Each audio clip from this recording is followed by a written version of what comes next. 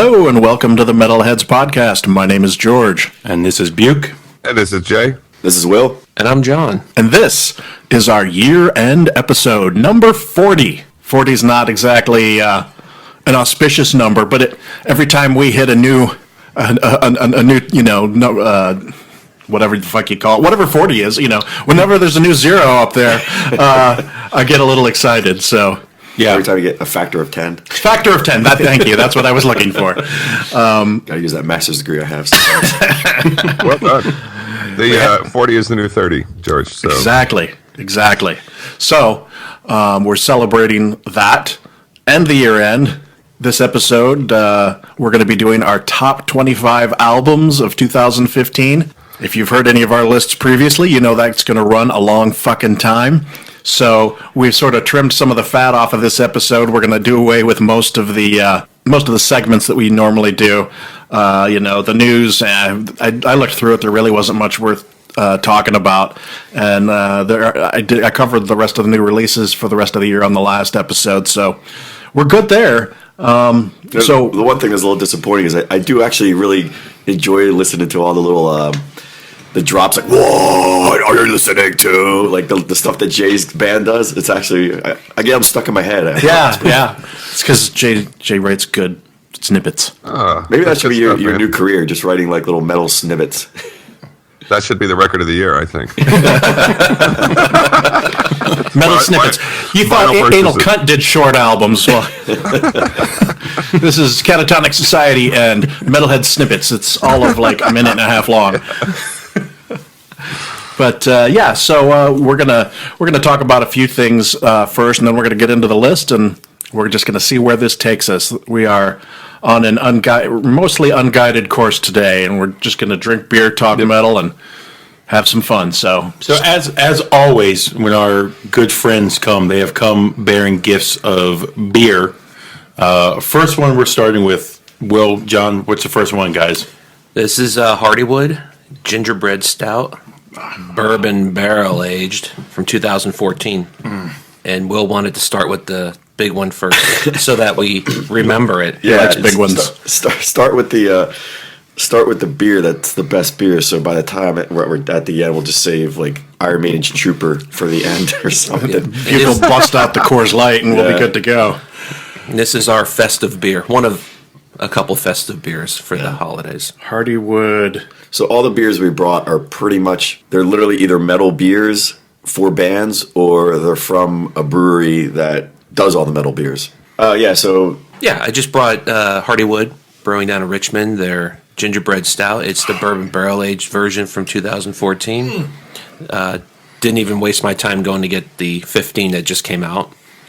Oh, did it come out already? Yeah, I think the other day. And I wasn't going to waste my time fighting with housewives and dudes that don't work. So I figured to bring this over as a little festive beer to get it started. Well, cheers, gentlemen. Cheers, gentlemen. Yeah. Mine's gone, but cool. Yeah. Cheers. Cheers, Jay. Yeah, cheers to Jay. I love all you guys. Fucking another year of this podcast coming to an end.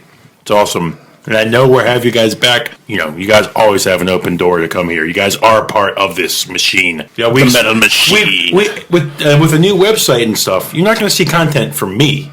But I expect you guys to help pick up that slack. Yes, I have. The first content will be coming any day. Yeah. I wrote I'm going to be mostly contributing to reviews of heavy metal beers. Yep.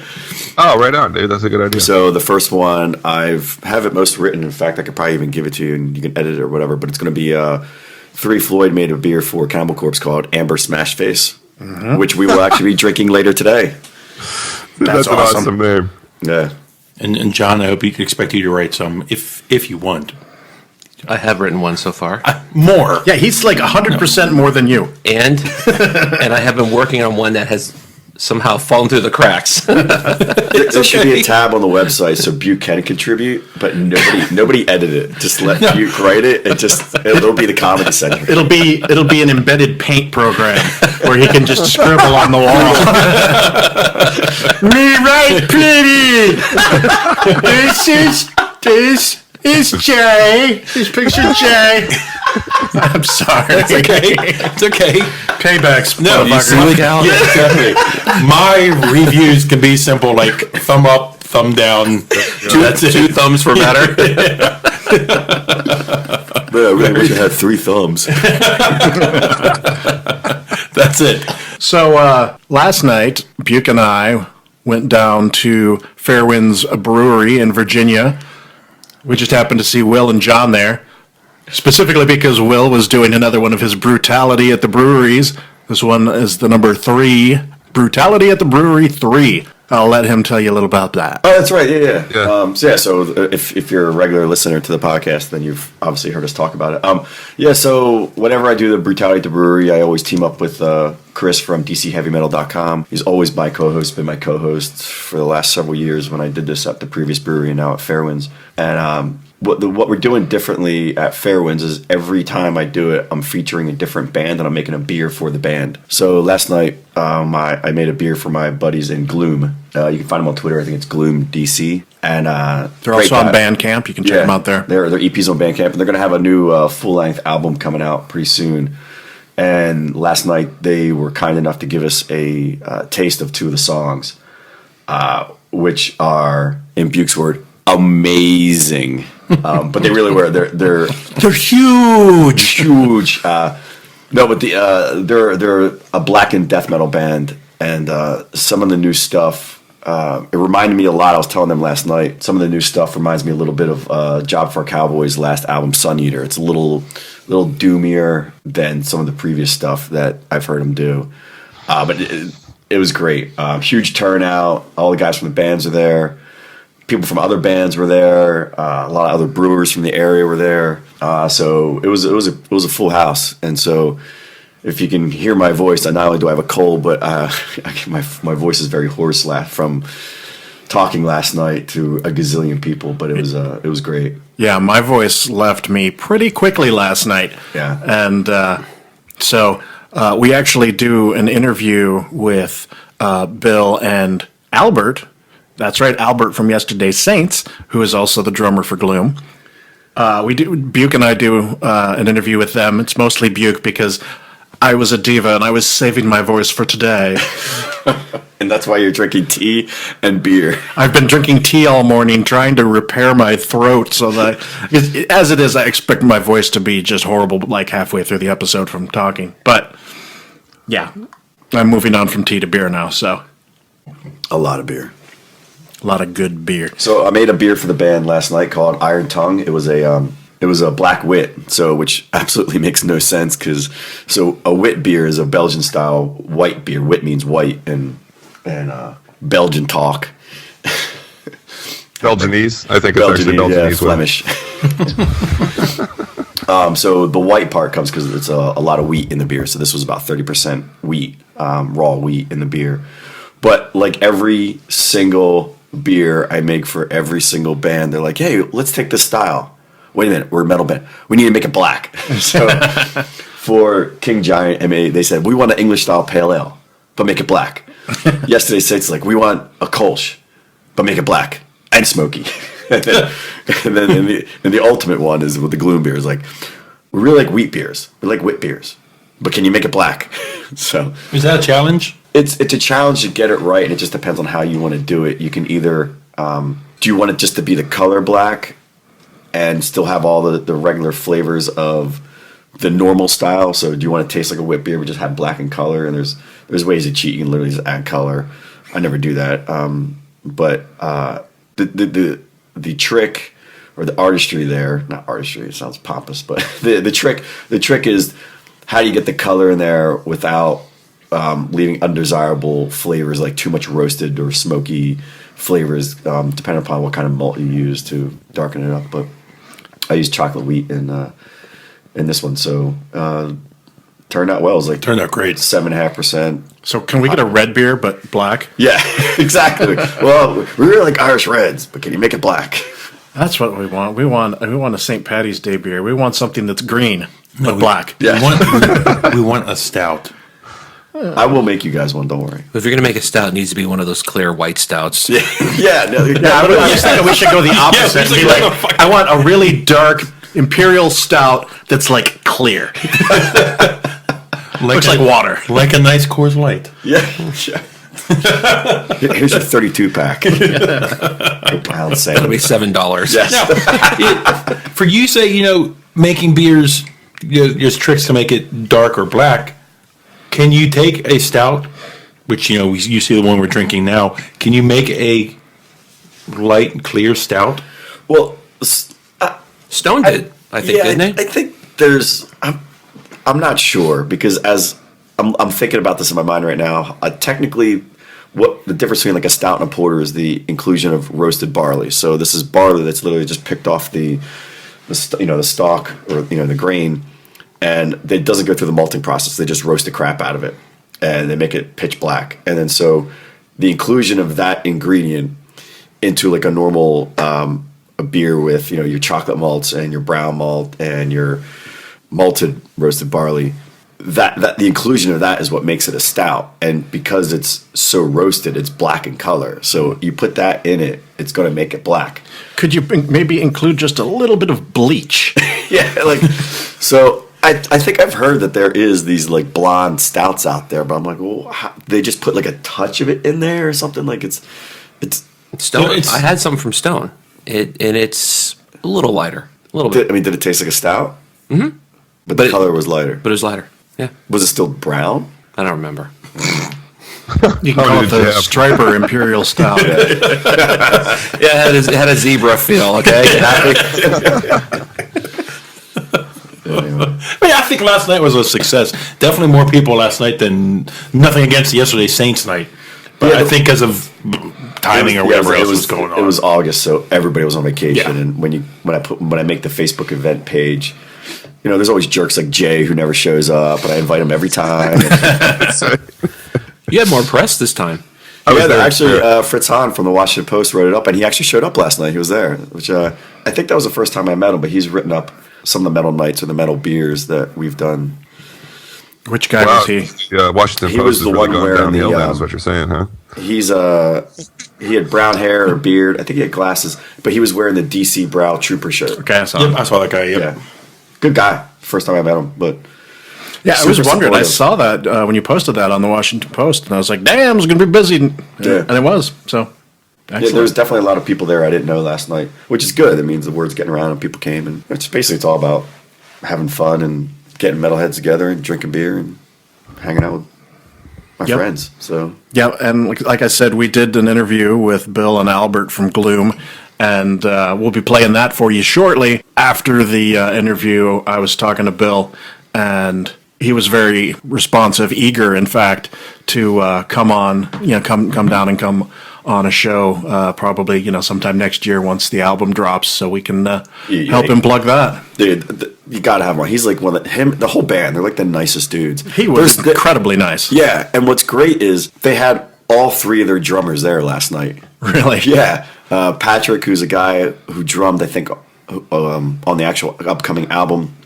He left the band, and then I forget his name, and I apologize. But the guy who was the drummer before that, I apologize. I forget his name. And then this guy, Albert. Yeah, but the guy who was the original drummer, I think he came back into the band, so maybe he was the drummer on the album. I forget. But anyway, all three drummers are there, which I think is a testament to they're just cool, nice guys, and you may leave the band, but Still part of the family. and Patrick, while he was still in the band, he's the one along with Bill and some of the other guys. But Patrick was the one who helped sort of give the yay or nay and develop the recipe for the beer. So it was great. I'm glad he was able to come out Nice. and drink it. Nice. Glad to see you can make beer for your podcast friends. It's Nice. I've heard that Gloomcast. They've done 40 episodes. Yeah. I should read you. I should read you. I always love reading our texts on air. But yeah, they've been harassing me to make a Metalheads podcast beer. Well, when you make it, maybe you can have your Metalheads podcast T-shirt on when you're Yes. making the beer. So they're like, oh, so what has Gloom done for you? I'm like, well, they've given me a hoodie. They've given me several T-shirts, a hat, some stickers. They actually come to the brewery more often than you guys do. And I'm still waiting for my Metalhead podcast T-shirt. Yep, and that's because we don't really wear ours. Because they don't fit. No, it's just we don't wear them. I just think that They don't. They do. The first wear straight out of the merch table, it's great. But subsequent wearings are like, Do I have to? Oh, it's because the shirt's shrinking in the dryer, right? Yes.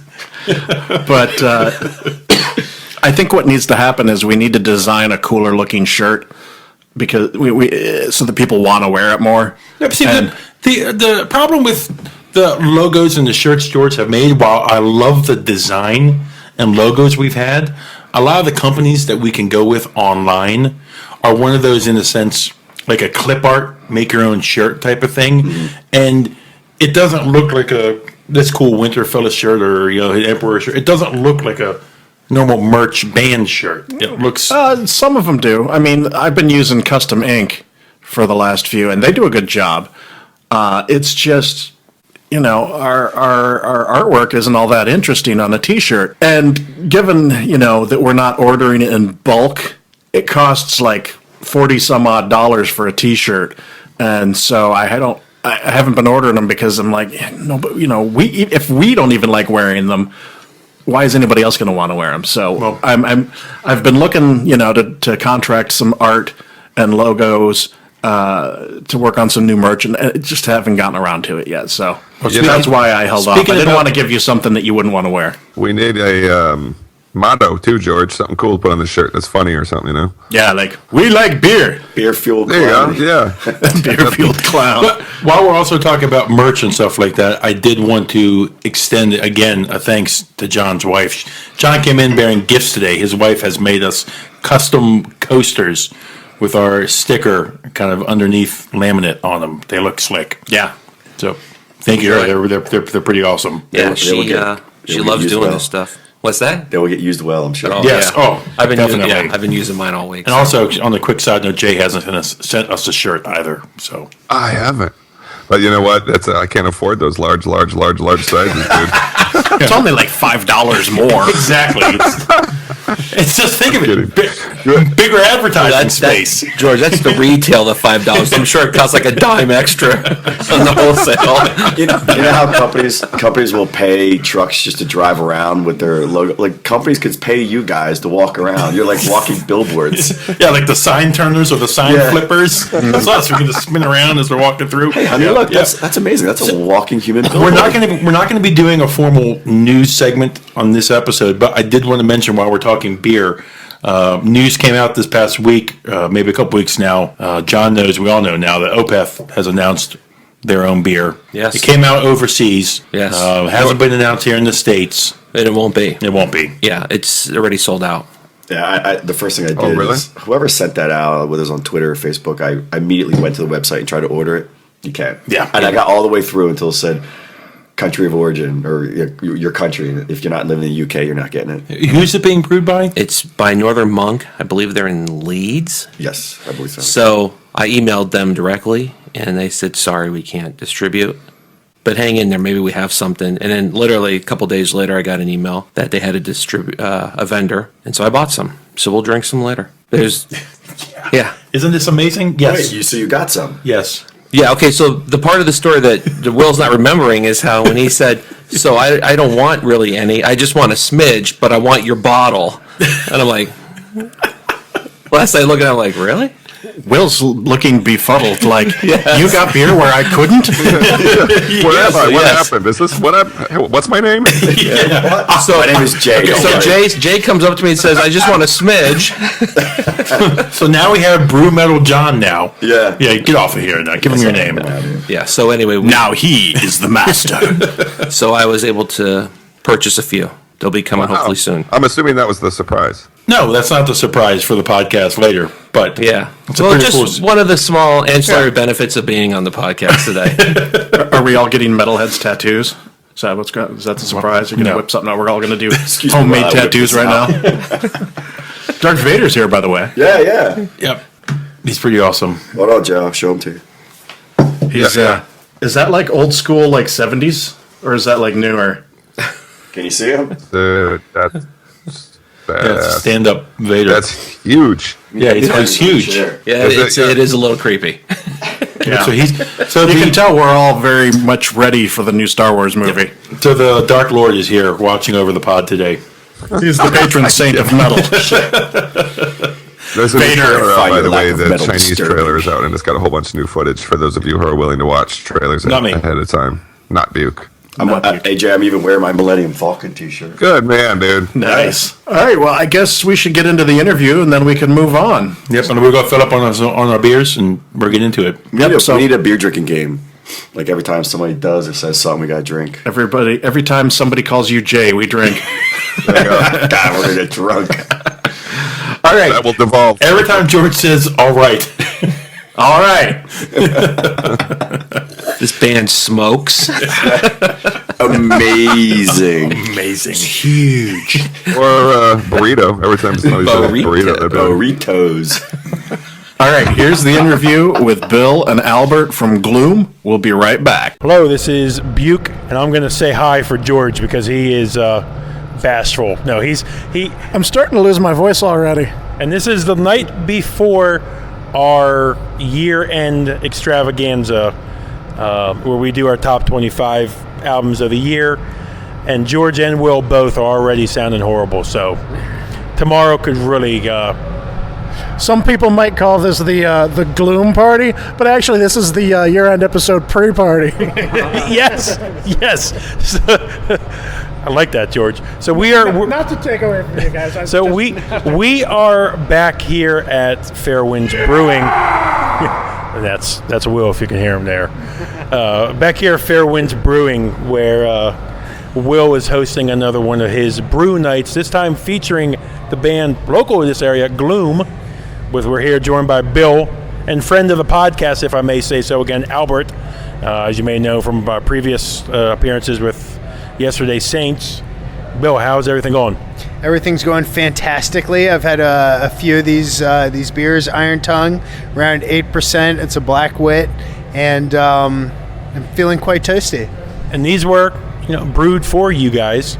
We still don't have a podcast beer. We've known Will for a long time. You guys got that, so Albert just. Albert has 2 beers now. Hey, Will, do you know Albert has 2 beers now? Albert has a Yesterday Saints and a Gloom beer now. And he's gonna. Yeah. That's right. The Born beer is next. Yes. The Born beer is next. Yes. The Born Supremacy. The Borns.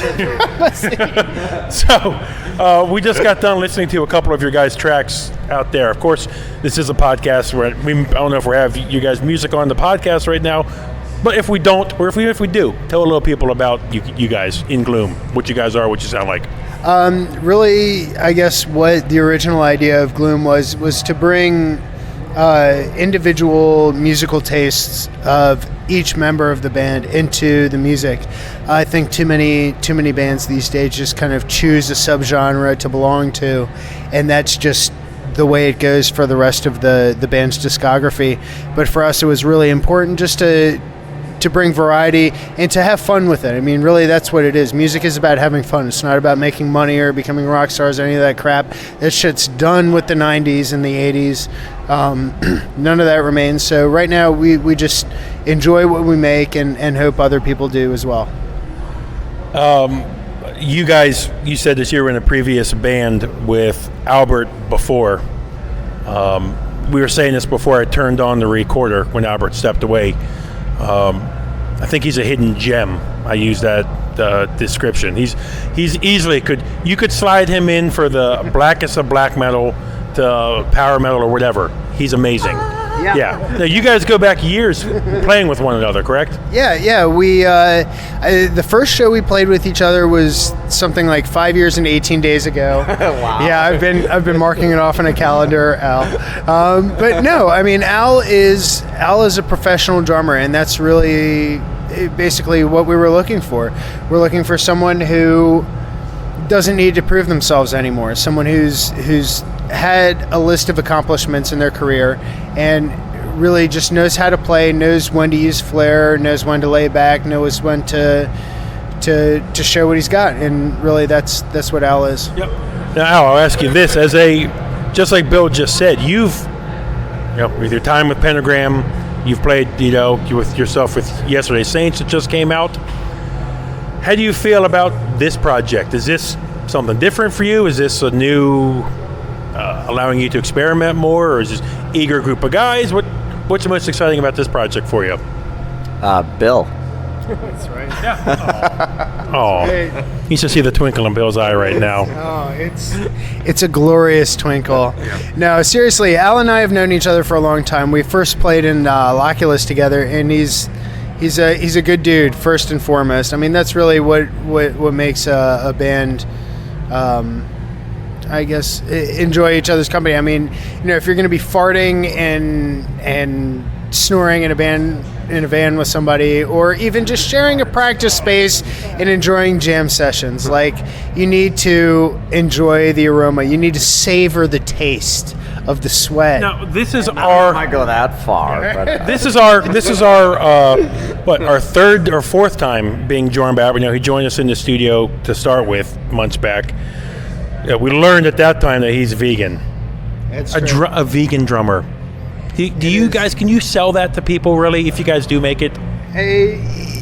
I don't. First of all, I don't even know if there's such a thing as making it anymore. But secondly, okay. So if there's, when I mean making it, you guys see some success on Bandcamp, really. Yeah. So if we get 100 plays on Bandcamp, that would be fantastic. I mean, all of us would be ecstatic.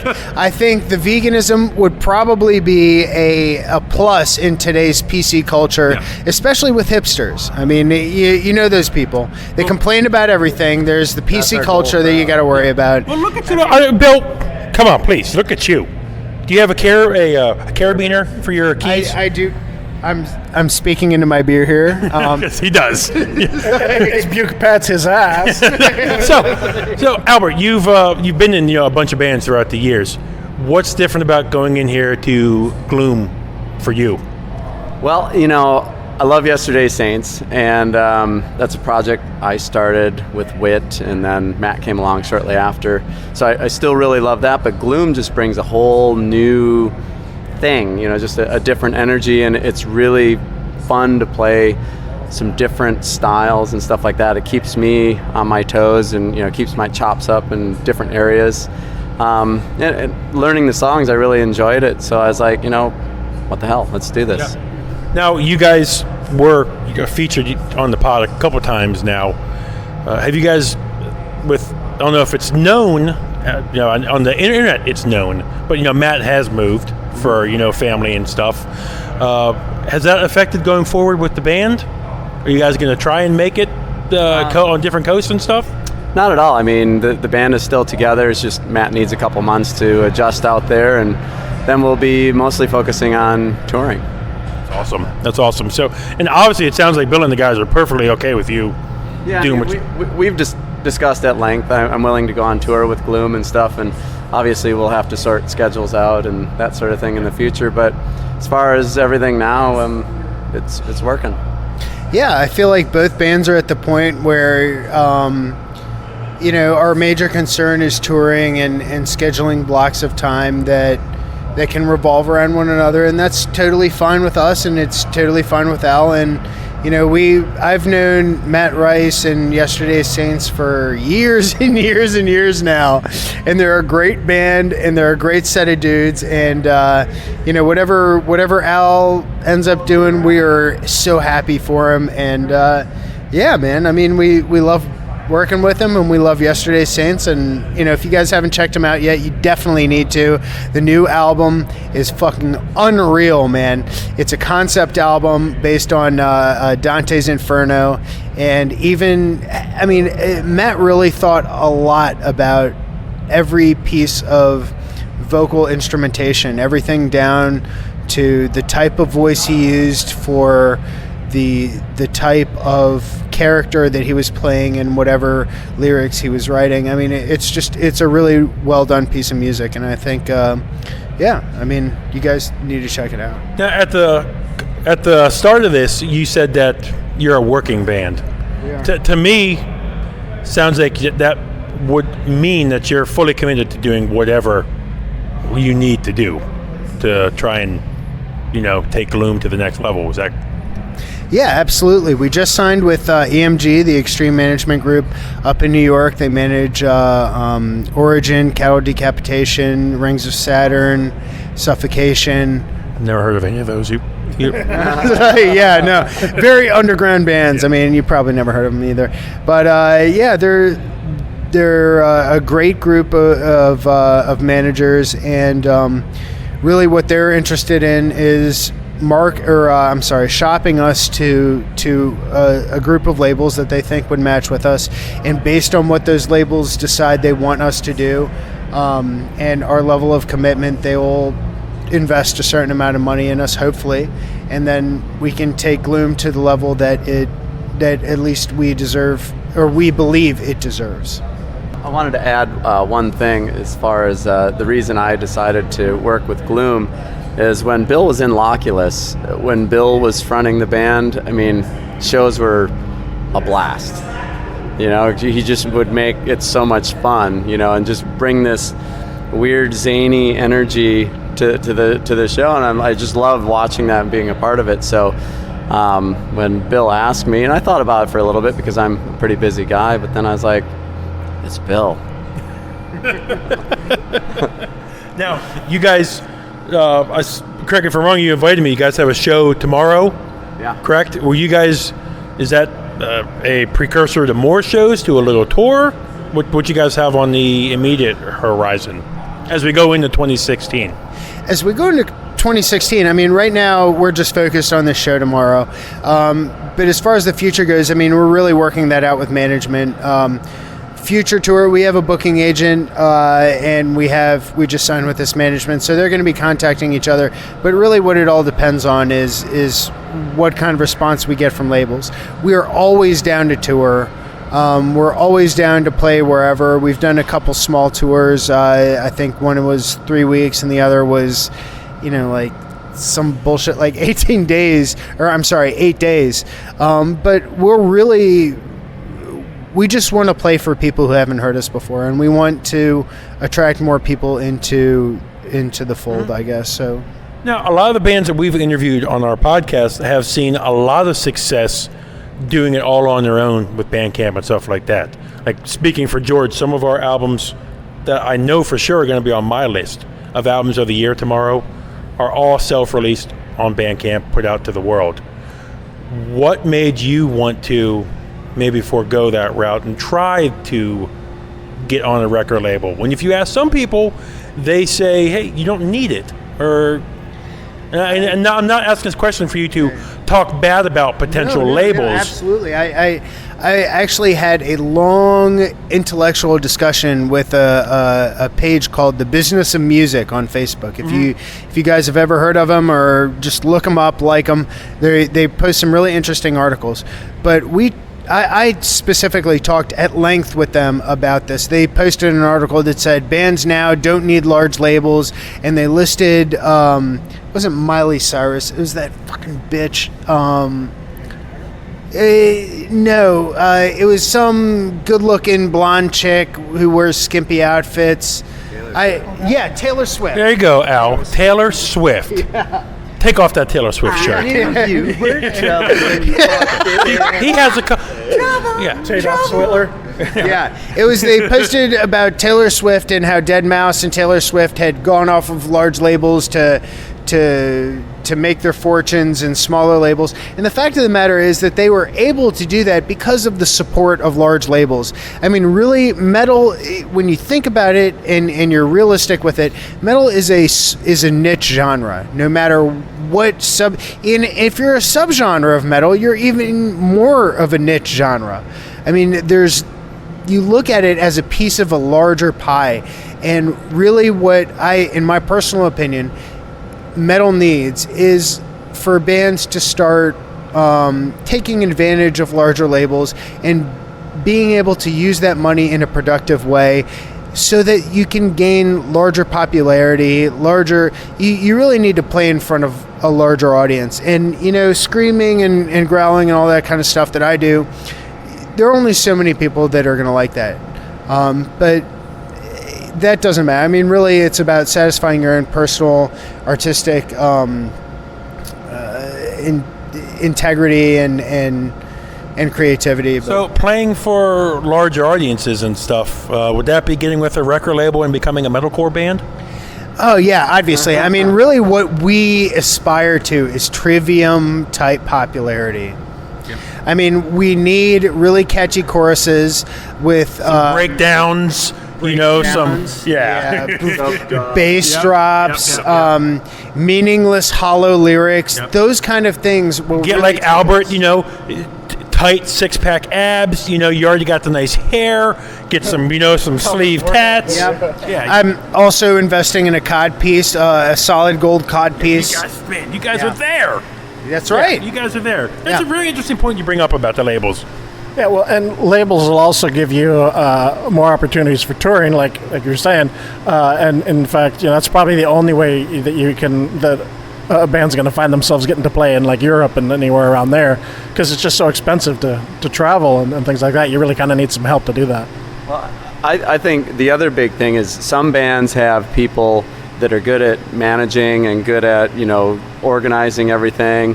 And other bands aren't. And even if you aren't, I think having a label or manager outside looking in can give you feedback that you may have not been able to give yourself. It's just that it never hurts to have that outside viewpoint. It never hurts to take a step back and have somebody who's not directly in the band say, hey, you guys can maybe do this, kind of like a coach in a sense. You still want somebody that's into the music and gets you and stuff like that, but I think bands can be successful either way. As a band, you have to assess yourself and see, well, how much can I do? How much can another person help me? And if the other person can't do as much as you, then do it yourself. Mm-hmm. So I think bands are successful either way, and it really takes a lot of self-evaluation and being real. Now, self-evaluation with yourself, you ever looked at yourself and been, man, why are you doing this to yourself? Why are you playing with two different bands, or playing, one band this week, one band this week? You ever stop and take a look like, man, I'm crazy for doing this? Or is it just a love of the music, right? I just love to play. Yeah, you just love to play. Yeah, you just love to play. And my favorite is playing live. I like being in the studio to a certain extent, but when I'm live and on stage, that's where it's at. Yeah. So your guys' album, it's on available now? Nope. No. No. We have an EP that was out 2014, or June 24th, 2014. You guys can buy on Bandcamp, gloomdc.bandcamp.com or gloomdc.com. Yeah, it was. That's right. Yeah. But our new album entitled Solaris we don't know what the release date is yet. We're working with our management as far as that goes. But yeah, as soon as it's out, we will definitely be contacting Will, hopefully contacting you guys.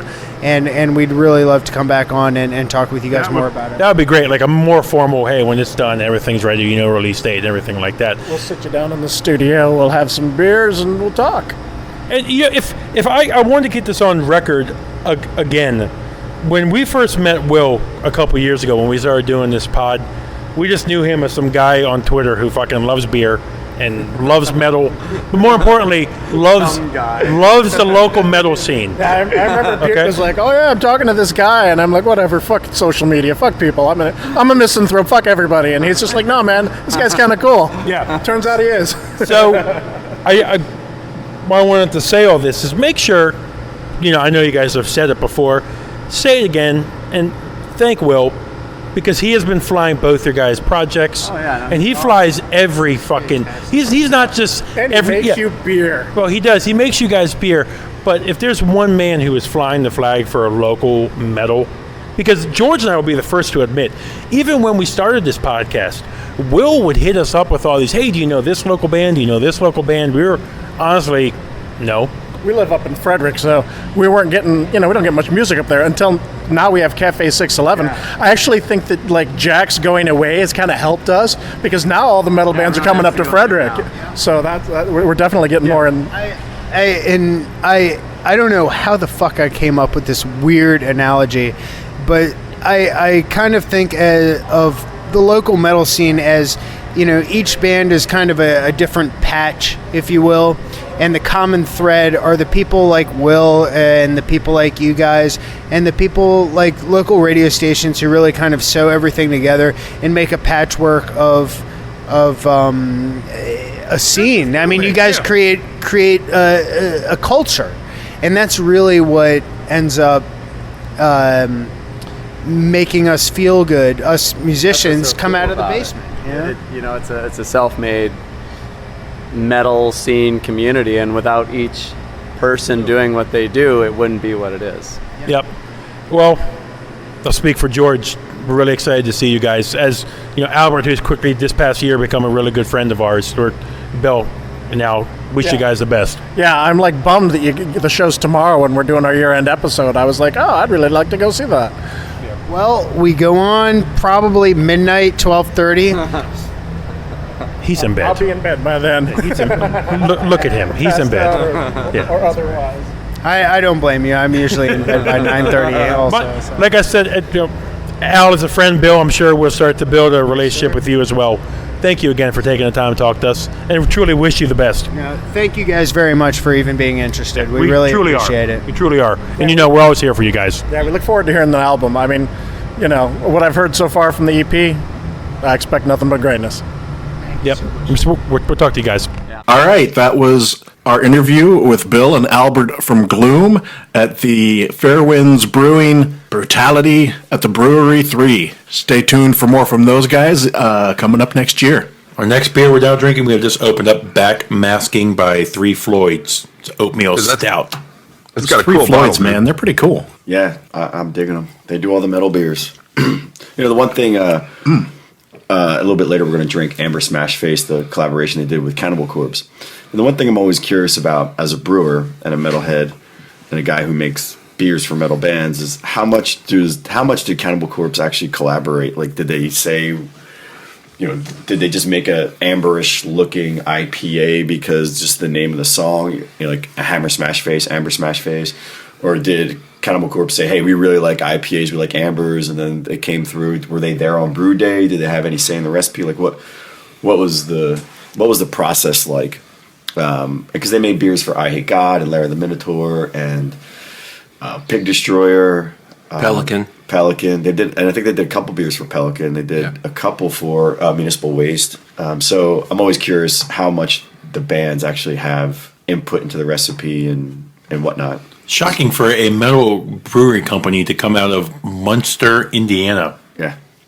And what's weird is it's in this weird industrial park in the middle of nowhere. But I mean, it's basically. You were just there. Yeah, I was just there. Last week? Yeah. Yeah, it's out in the middle of nowhere. It takes like 40 minutes to get down that road to get to it with all the traffic. But it's just basically a Chicago suburb, I guess. Yeah. Yeah. Nice. But it's like line out the door every day. Every time I've been there. And they just blast heavy metal. Like they're unabashed in their love for heavy metal. Look at this one. I just said on Untapped. Dark Lord. Fucking killer label. This Imperial Russian Stout. Wow. I'm laughing because, like, have you never heard of that beer before? No, I haven't. Oh my God, it's famous. They have a Dark Lord Day that is a heavy metal festival. So when they release that beer every year in April, there's a huge heavy metal festival that they put on, and it turns into like a giant bottle share. I've never been to it. Someday I aspire to go. That's one of America's white whales. Yeah. Wow. And you're just ignorant. You're fucking ignorant. How did that? You ignorant, Jane. You ignorant slut. For those of us old enough to remember. Yeah. Saturday Night Live reference. Yeah. Dan Aykroyd. Well, cheers, guys. Cheers. Cheers again. Yep. Jay. Cheers, Jay. All right. Well, before we get into our list, Buke thought it would be a good idea for us to just sort of reminisce about 2015 and, talk about the year a little bit. So I'm going to let you lead that off. I just wanted to see if anybody had any thoughts. The thoughts that I had in my mind when I suggested this are eluding me right now. Do you guys have any Beer in, thought out. I will say this about myself for the list I started to put together. I got bored with a certain genre that I was at around my monotony mid-year time. I got a little bored with Doom as the year went on. Okay, Godless. Yep, I did. That's just me personally. I got a little bored with it. Okay, so there won't be any Doom on your list. No, there may not. Never can tell. I was just letting you know. We've all got our poker faces on to be like, I'm not telling you what's on my list. That was the point I wanted to bring up. That as my 2015 played out, just a little slow, just I just got a little bored with it. Yeah, some of the albums that were on my mid-year list have completely gone away. I think I can go ahead and say right now that after our mid-year episode, I proclaimed my new #1 album to be Between the Buried and Me, and that shit sunk like a fucking rock. That is not on my list anywhere. So I didn't think you liked those guys. I did, and I really liked the new album for like 5 minutes. Because partly what drew me in was they have sort of like this little Voivod thing going on in a couple places, and I was like, ooh, I love Voivod, so it drew me in, but it just didn't have the replay power. It got annoying after a while, and I was like, nope, you're gone, you're out. So you won't see that on my list. 2015 really, as we've been getting this in gear, it was great to have you guys, we become, closer friends as every week goes by. But it was really cool to the whole year have a really set group of guys to really bounce music back and forth with the whole year long. Yeah, I mean, we started this year, we didn't even know who this Jay guy was. Yeah. So that's probably my best find this year. Oh, you talking about me or you're talking about the real Jay? Both of them. Well, you were here on the last year. Yeah, I know. So, hey, Jay, although technically I don't think I met John till this year, Nope. right? So Yeah, this year. Yep. yeah, so both you guys. Yeah, because it was this time last year I said you got to bring my friend John on. That's right. So yeah, Jay, when did you start doing the podcast full time? it was like April. Yeah, and I'd have to look at the page, but it was something like that. I mean, our record came out in May. Or no, our record came out in March. So it was probably that, because I think I was on the show about a month after the record came out. And then I just stuck around. Yeah. And I'm so glad I did, obviously. Yeah. I mean, we're all, even more than the podcast, we all talk all the time. So it's good to have a couple new friends. Make Band that 4 of new brothers. friends. Yeah, fuck yeah. It was a good year, wasn't it? It was. Yeah. I thought it was all right. I mean, I had a little I'm trouble John. making my list, just to speak of the quality of the music. I had, the list was a challenge, I thought. Yeah. If anything, there was way more music this year than in the previous couple of years. You think so? Maybe I just sought more out. I don't know. Yeah, I think Yeah. for me, I always started looking at Bandcamp a lot more.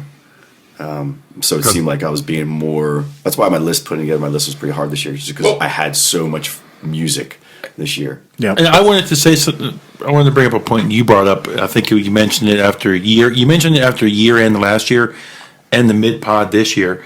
It was really enjoyable having you guys as some of my best friends now, because before my metal circle used to be George, and whenever I would read online. But again, I don't have an attachment to the people I'm reading online. I don't know them more than lists and stuff. I personally know John, and I know John's style and Will and stuff like that. So when Will or John or Jay or George says, hey, you may want to check this album out, it means a little bit more to me than the faceless username on some website. Yep. And that's probably what I really enjoyed this year, because it was great to have too much, I think, because... Yeah, I think at one point, didn't I blame all you guys? Yeah, I think you did. For killing my wallet and my hard drive. I was like, fuck. What am I going to do, buy 9 more CDs today? All right. Well, unless we've got anything else, let's get into this massive list. Ooh, baby, it's on. All right. So, Will was asking if, no, it was John. We were talking about how much we like the snippets, and John was thinking maybe like every 5 albums or so, you could go in your like screamy snippet voice and be like 15 through 20. So, hey, how about giving us the Metalheads podcast 2015 top 25? Well, actually, you know what? Maybe I can do that. I'll take one of the tracks that we've got already, and all I got to do is do a new vocal on them, and I will try to get them done in I'm time saying for like we're saying like just do it live now into the right now? microphone. It's a little early. Okay, fair enough. All right, You can't just call the metal up at any time, man. You gotta, the metal is weak. yeah, with this one. Darth Vader is not pleased. He's a little closer than he was last time. He's like the clown dog. It's going to be like those really bad horror films when the villain that keeps just getting closer. Will, is that a new or an I older? need a chair for him. George was asking before if that was like a classic, or is that something that's out now? I mean, yeah, you can get it now. No, it's definitely Newer. yeah, it's way newer. It's probably last year or something like that. Oh, what's the batting order here? Yep, I say John to Will To Jay. to Jay to Buke to me. Yeah. That's the way we did it last time. That works. Yeah. In case you're curious, the way that I established this order is, well, I started the podcast as the first one, and then Buke, and then Jay, and then Will, and then John, and it's based on. Seniority. It's sort of a seniority in a way. It's just easier to remember that way by going, okay, that's why I do it that way, so I can be consistent. All right, let's find out what you jackoffs have been listening to this year. All right. Are we ready? Should I do my honorable mentions? Yes, you may. Yeah, well, why don't we everyone just run through their honorable mentions? Like if you have 4 or 5 or 7, whatever, just everyone just run through their honorable mentions. Sure. I've got probably 15 or 20, but these are just some ones that I enjoyed a lot that could have made my list, but they just didn't. I got this one from Buke. He just sends me a message one night and says, you need to play this right now. And that was Cavern, Outsiders. Those were my honorable mentions. I like that. Great instrumental. Yep. Yeah. And they just played like last week at DC, and I didn't know. This one, Jay went on and on about this at the last show, and that's the Sulfur Aeon. A Gateway to Answer. I like that. I thought that was cool. Crypt Sermon Out of the Garden. A new one just came out, Intronaut, The Direction of Last Things. I don't know if you guys dug that. I thought it was kind of cool. And an album I found yesterday, which almost infiltrated my list at the last minute. Yeah, we're talking and I had to smack that back. You get down. You go back. And it popped its head back out again. It's like a whack-a-mole. I couldn't get rid of it. And I don't even know if I'm going to like this, but I like what I heard so far. It's Lithium Dawn, Tearing Back the Veil 1 Ascension. So, take from that what you want. Gonna have to check that out. See, I have Spotify going as we're doing these lists, and I'm just pumping stuff in. So I have 7 honorable mentions, and I was actually only just do 1 or 2, but since we all have a bunch of them, this is just the ones that are highlighted. They're basically numbered 26, 27, 28, 29, 30, 30. So, Gorilla Monsoon, Hell yeah. Fire God, Feeding the Beast. This probably would have made my permanent list, but every time I listened to it, it just kept reminding me of Godsmack a little bit too much. Oh man, don't say that. But I like the previous album a lot. Jay, actually, you'll like a couple of these. Warhorse as Heavens Turn to Ash. Oh man, that's a good record. I really like it. It just, I wish it was a little bit more Current. No, it's just like it'll go through periods where I'm like, okay, I'm losing interest, and then suddenly like, oh, okay, now I get it again. But it's definitely a good record. It's an older record too. It's been out for a while. But they're reissued. Yeah, it's true. Yeah. Illustrium, A Tunnel to Eden. These are guys from close to my hometown in Doylestown, Pennsylvania. Good tech death, like it. Monolord Vanir. This probably would have made my list. I like the previous album a little bit better, and John and I talked about this. I just felt like the vocals were a little too buried. I feel like the vocals were a little too buried, like mine are right now. I don't know if you guys have checked this one out yet. Power Mad Infinite. I haven't. I loved those guys back in the 90s. Was that Absolute Power? Absolute Power and Madness Begins. And I've been wanting to hear that, but I haven't found it. It sounds like they picked up where they left off. It's great. That's awesome. Yeah, I just haven't spent enough time with it because it's been out for a little while now, a couple months, but I just haven't had time to really delve into it. But the lead guitarist, Todd, I guess I pronounce his name Haag or Haig, is the head brewer at Surly. Oh. So we're drinking some of Power Mad beer, kind of. Wind Hand, Grief Eternal Flower. Didn't like this new one as much as the previous ones, but still good. And this one, I really this next one, Black Fast, Terms of Surrender. It easily could have been on my list if I just spent a little bit more time with it. But it's a great record. Excellent. That's my honorable mentions. Jay, what you got? Well, one of mine is one of Will's. That Wind Hand. I like that record. I thought it was good. Didn't quite get up onto my list. Let's see. I had made a little list here. I don't have too many that I'm going to throw in here. The Draconian record I thought was good. I didn't go crazy about it. Didn't quite make it on my list, but good. The Intranet record, dug that. I thought the Horrendous record was good. I think those guys could make an amazing record, but it's just not quite there yet. Horrendous made number 1 for Decibel's top 40 list. I saw that. It's on a lot of lists. Yeah. It's on a lot of lists, and I think it could be someplace better. One that I'm going to give an honorable mention to, and the only thing I don't like about it that much are the vocals, but I'm hoping for more from these guys, is Act of Defiance. Okay. The supergroup. Yeah, I kind of didn't like the vocals on it too much, but other than that, it's just like a really good, Nevermore-y, death metal-y, good stuff. That's it. My list represents everything else that I really love this year. Okay. Buke? My album of the year. No, Buke, not yet. I know. I'm just fucking with you. Just fucking with you. My album of the year is probably, I listened to it the most. I've been high on this album the whole year. Not high on fire. Royal Thunder.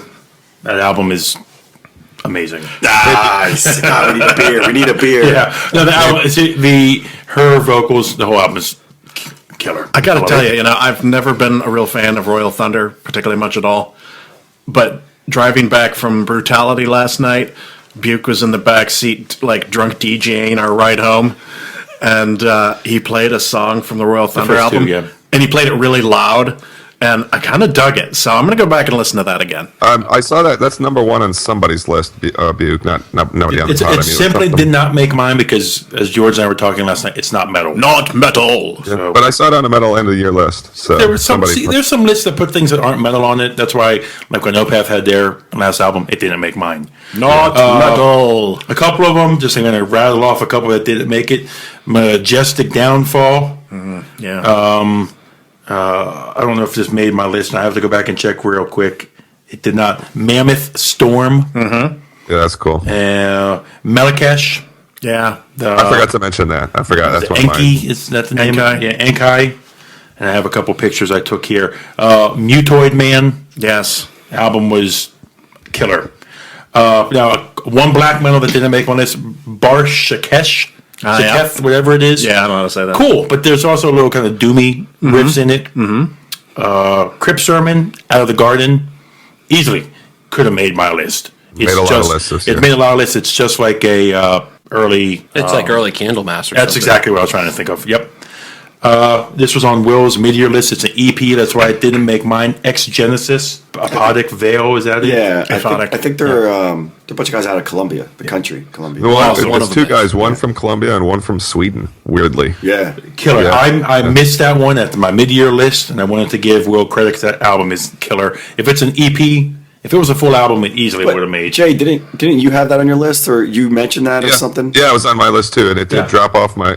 It did drop off my list, but it was on there. You and I talked about it briefly when it came out. But I heard about that band, I think, from one of you guys. I mean, maybe I heard of it from Jay, not you. But it was on my mid-year list. Yeah, it was on yours. Yeah, I think Jay's the one that originally brought it up. Yeah. And then it made. I do think Buke learned about it from Will's list, but it was on my list too. But yeah, that's a good record, dude. I hope for more from those guys. One more I wanted to mention: Ghost Ship Octavius. Yeah, Van Williams. Yeah, being a fan of Van, amazing little side project his. Right on. So I'm only going to give you 4 honorable mentions, but I do want to note that last year I did a list of 100 albums, and I ranked those, and that was a bitch. And I'm not doing that this year. So what I did was I did the top 25 for the podcast, and I've got another 75 that I'm going to post as a you might also like. And that's going to be in alphabetical order because fuck trying to order that many albums. And fuck you, Reddit, and everybody else who complains. Yeah, fuck all those people that complained about it last year about it being so long. Oh, fuck them, dude. Yeah, they're like, oh, why don't you just list every album? You think 100 albums came out this year? There were thousands of albums that came out this year. To let you know what we get, when we posted this last year, just views of our lists online alone got like 10,000 views, page views. People love fucking lists. Yeah. But they complain because they're like, why no description for them or anything like that? We're just kind of giving you albums to check out. Yeah, or just go listen to them. Just go listen to them. We've been describing them all year long. Yeah. I don't think there's anything on my list that I have not touched upon on an episode this year at some point. So, but anyway, so when this all goes online, you can check out those other 75 albums that didn't make my list. But the 4 that I want to mention, 3 of those I'm singling out because they're not really metal albums, and like we've been saying, this is a metal show. These are metal lists. So can we delete that 3-hour description of the Madonna? That was painful to listen to. Yes, but it was relevant to the fact that we need to up our game. It was a very, very long getting to the fact. Well, you know that. George is very thorough. It's taking up 10 minutes just to mention 4 albums. Okay.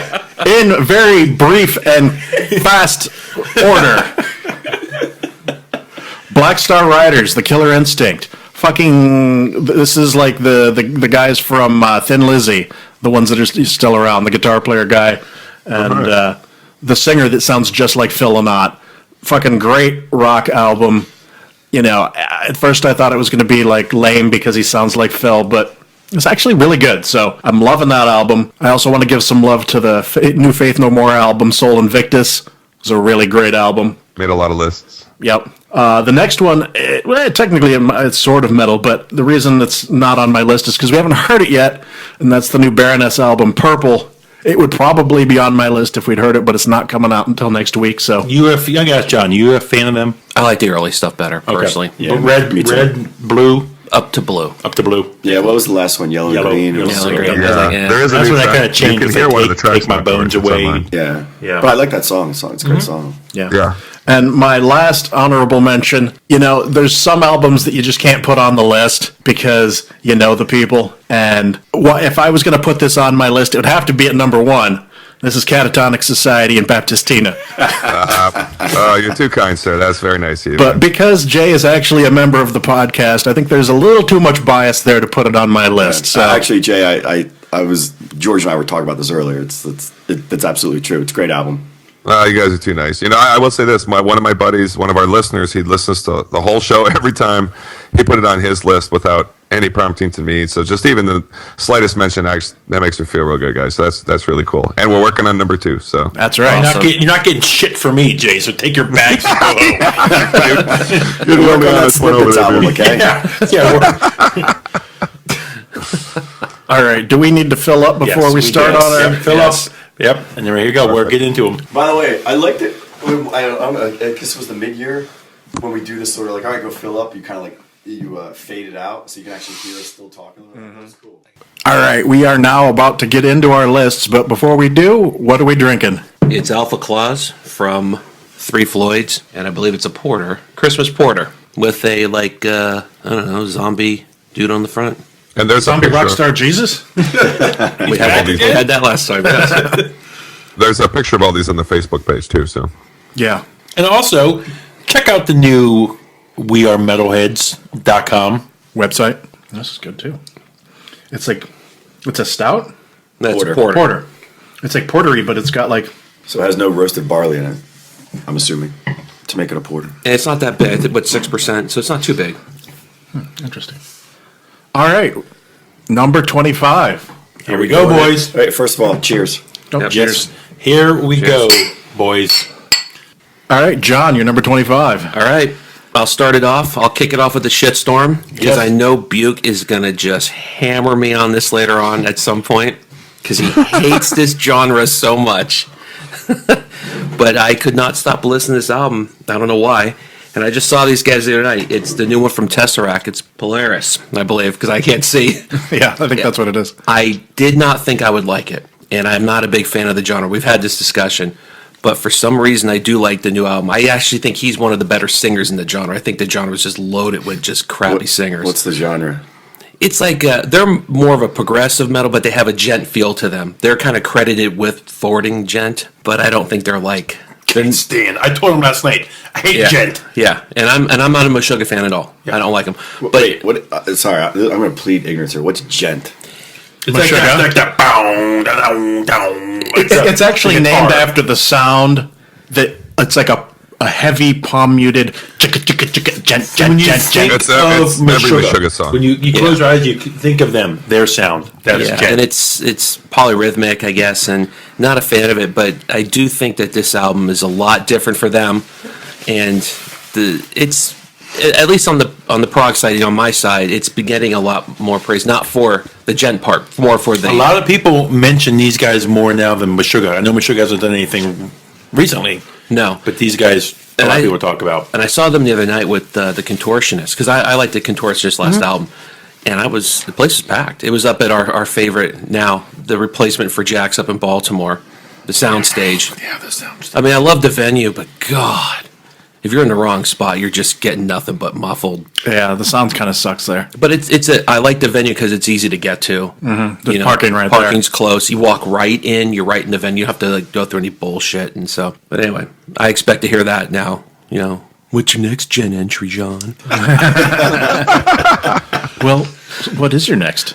I just want to make a couple points before I go into my list. Is I don't claim to be a professional metal album reviewer or anything like that. This You is serious? just yeah, seriously. But you're on the podcast. So I know. technically you are. But, well, this is just more stuff I like. Yeah. Well, it's like if I was to come along and be like, hey, I'm going to come on Will's beer podcast and talk beer like I know what the fuck I'm talking Yeah. about. It's Only you probably know more about metal than I know about beer. No, it's just more of like there may be, like you could say, like the Horrendous album came out as number one on Decibel's list, and it may be a technically great album, and I have it and I like it, but I'm not going to put something on my list that I just don't absolutely like. So anyway, the other caveat is my top 5 is pretty solid. 6 through 25 probably could be in any order whatsoever. All right. I think I'm in that same boat. Yeah. So All right. So my number 25, Lord Dying, Poison Altars.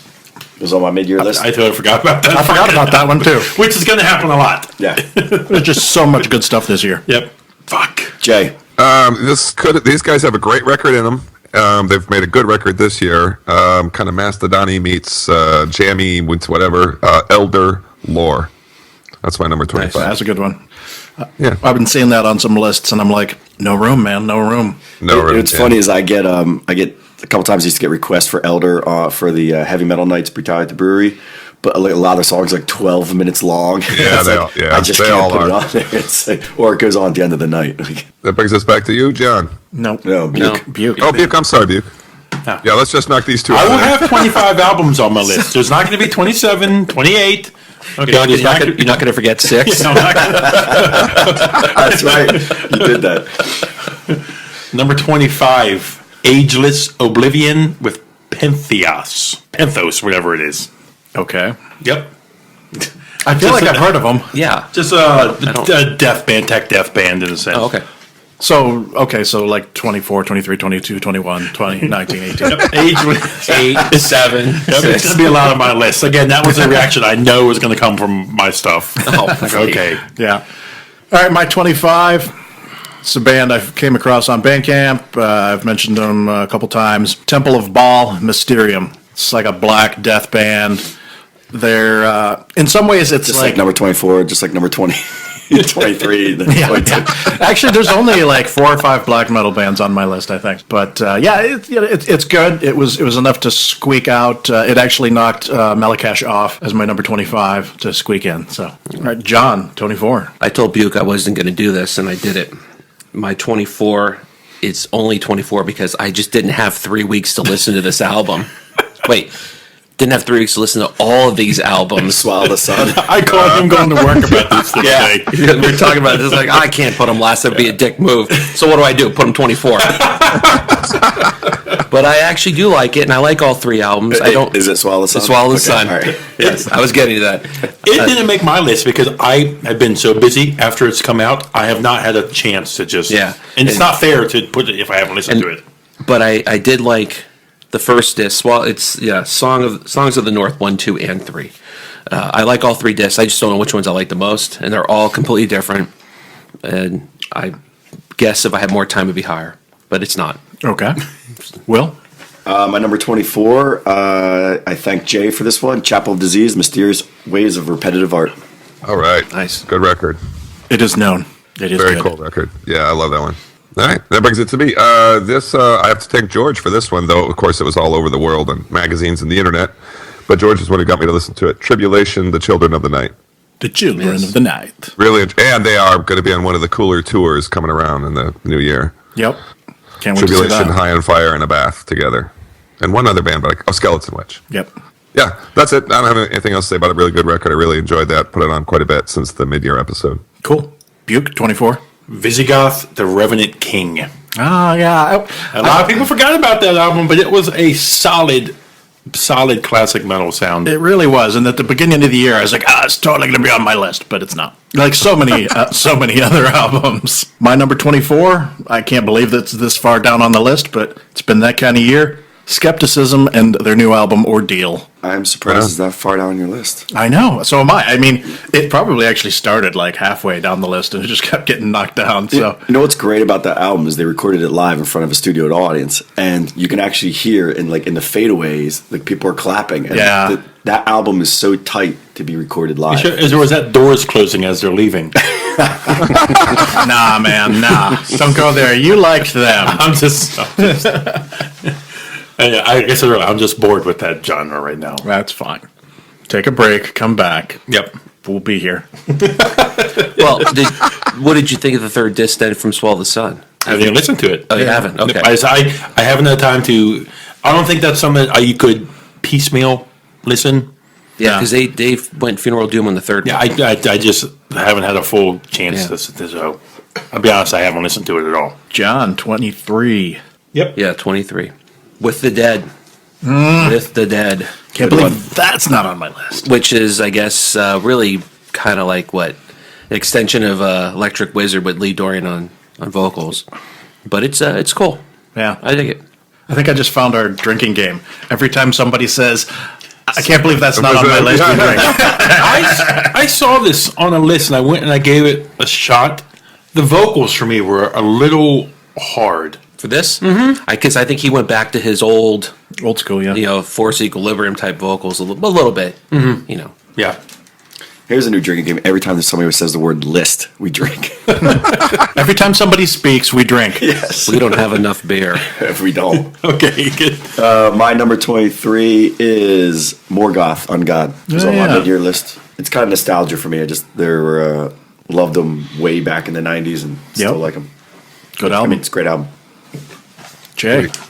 All right, my number 23. Try not to go with too many of the bands that are just obvious, but I really did like this record. I thought it was a nice return to form. Nile, What Should Not Be Unearthed, and we had the good fortune to talk to Dallas this year. That was cool. But it's a good record. Deserves to be on my list. I agree. I really liked that. I saw at the brewery last night that they're touring coming up soon. Yep. Yeah. They are coming here, posters. and they are playing with a band that is not a metal band that I know. These guys, they rehearse what we do, and I don't know how they got on this fucking show, but I'm going to go just to watch people beat these fuckers up, dude. Because, and why? Yeah. So anyway, I was going to write to Dallas and say, put us on the fucking show, dude. Yeah, really. At least you're metal. Buke. Feral, Where Dead Dreams Dwell. I knew you were going to put that one on. It's great again. His classic death sound. Yeah, I bought it after you mentioned it. It sounds a lot like Entombed, Swedish. Yep, it's a good album. I agree. I heard it. I had not heard of them until the mid-year list, and you put them on there, and I liked it, and I bought it. Yeah, cool stuff. My number 23, from Poland, Migwa and Exercises in Futility. I really think Buke should like this album, but I know he doesn't. Has he heard it? Are you sure he's heard it? I believe I have. I'm looking it up. It's MYGLA, Migla. It's MGL with a line through it, A, and it's pronounced Migwa. That's, it's a Polish word. A lot of people fucking love this album. Yeah. Hey, more black metal, right? Yeah, it is. It's one of the few, but it's got it's not like fast blast beats and tremolo picking and stuff. It's got more of a groove to it. And have you not heard it? I actually think I have, because I think Metal Chris, who gives me tons of music, gave it to me. There's like a character on the front, kind of like extending his arms out, like pulling or grabbing something. Yeah, I think you'd like it. It is good, and it's not typical black metal. This was one of the ones that I had to drop something to put on here because I was listening to it again, and I was like, this is really good. So there you go. 22. That'd be me. Archivist. They're self-titled Archivist. Mm-hmm. It's a black metal. Yeah, atmospheric black metal, little post-rockish thing going on.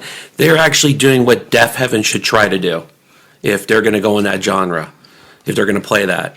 We were talking about Death Heaven so much. I think these guys have it down straight the way they do it. And you can actually understand what the guy says when he sings. What? Can I have that again, the name again? Archivist. It's cool. Yeah, I like it. I picked it up on Bandcamp after you told me about it. If that helps, Buke, it's spelled this way, archivist. But they pronounce it archivist.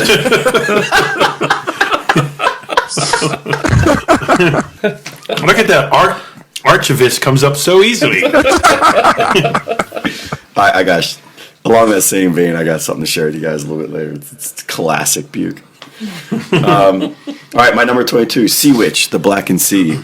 Interestingly enough, we named a beer after this album. Our new cherry porter at Fairwinds Brewing Company is called The Blackened Sea.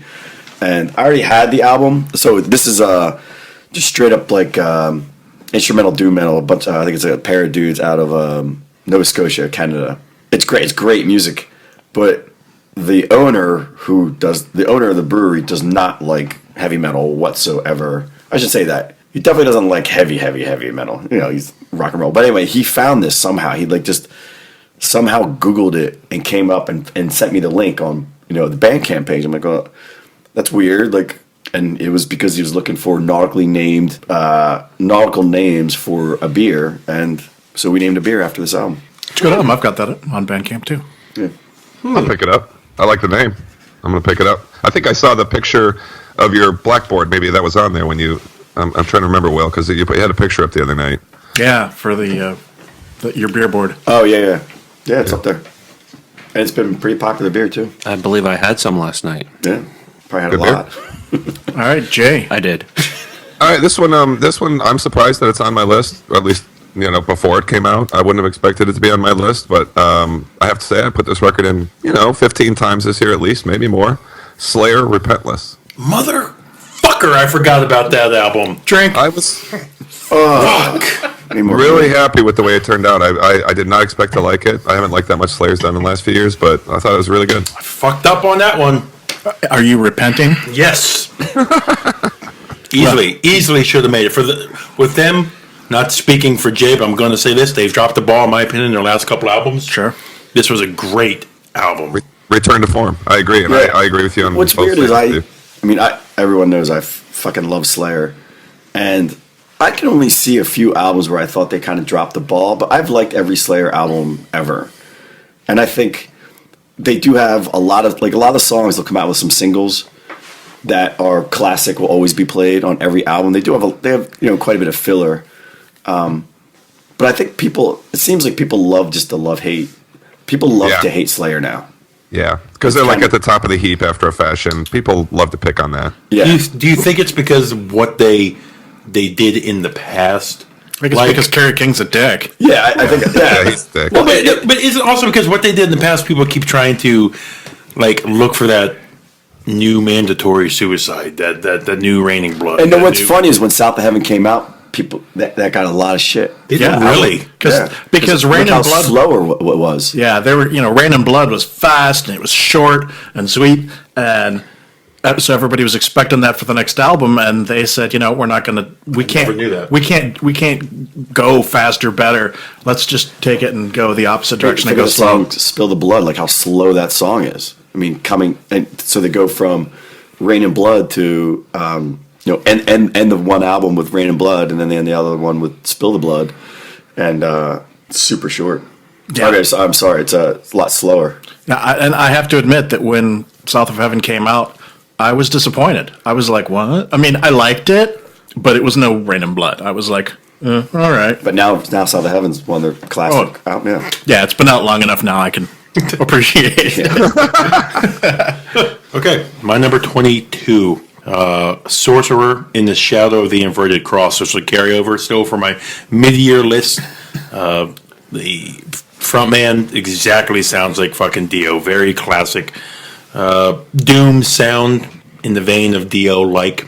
Mm-hmm. I liked it a lot. Very powerful, booming stuff. Yep, no surprise there. My number 22, just in case you're wondering, they are not National Socialist black metal. They are Stellar Master Elite. And their album 3, Eternalism, the Psychospherical Chapter. You were talking about these guys on one of the last podcasts. We've been talking about these guys with George, okay? Yeah, they're Stellar Master Elite, and they're from Germany, mind you. Yes, and their record label is Essential Purification Records. Yeah, and the name of the new single is Final Solution. So that part is not true. Are you serious? No, no. Stellar Master Elite is the name of a song from Thorns. It's a black metal band from Norway. Perhaps you've heard of them. Yeah. After George announced it, though, and was talking about it, we all got to read the titles, and we were like, maybe we better look into this a little deeper. Yeah. It seemed like, Before you really did away, seem like a concentration camp your soundtrack. Stamp of seal of approval. Yeah, like, oh yeah, these guys are great. But it's perfectly harmless. It is legit. Yeah, it's legit. Okay, number 21. All right, this is a holdover from my mid-year Temple. The Moon Lit Our Path. I'm an instrumental guy, so. I was wondering I wonder how many lists that's going to show up on, because that had a strong showing on a mid-year list. Well, my number 21 is the exact same thing. I'm not kidding. So, Nice, good job, boy. Jay, what's your 21? From the Joe Violetta and Throssenbot wider family of bands, Immortal Bird and Persepsis. Nice. Great. The only EP would you call that an EP, George? I think they call it an EP, but it's like a good half hour long or so. So I thought it was an album. 5 or 7 songs. I think it's listed actually as an album. Great black metal stuff. It's very cool. I listen to that quite a bit. What's really great about that EP is one of the songs, I think it's Sycophant or something, it sounds like punk. One of the songs is like a straight out punk song. It's really interesting.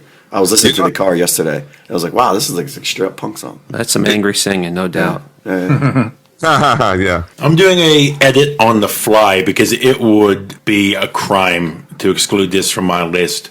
So goodbye, the band that was on it. I'm not even going to mention them.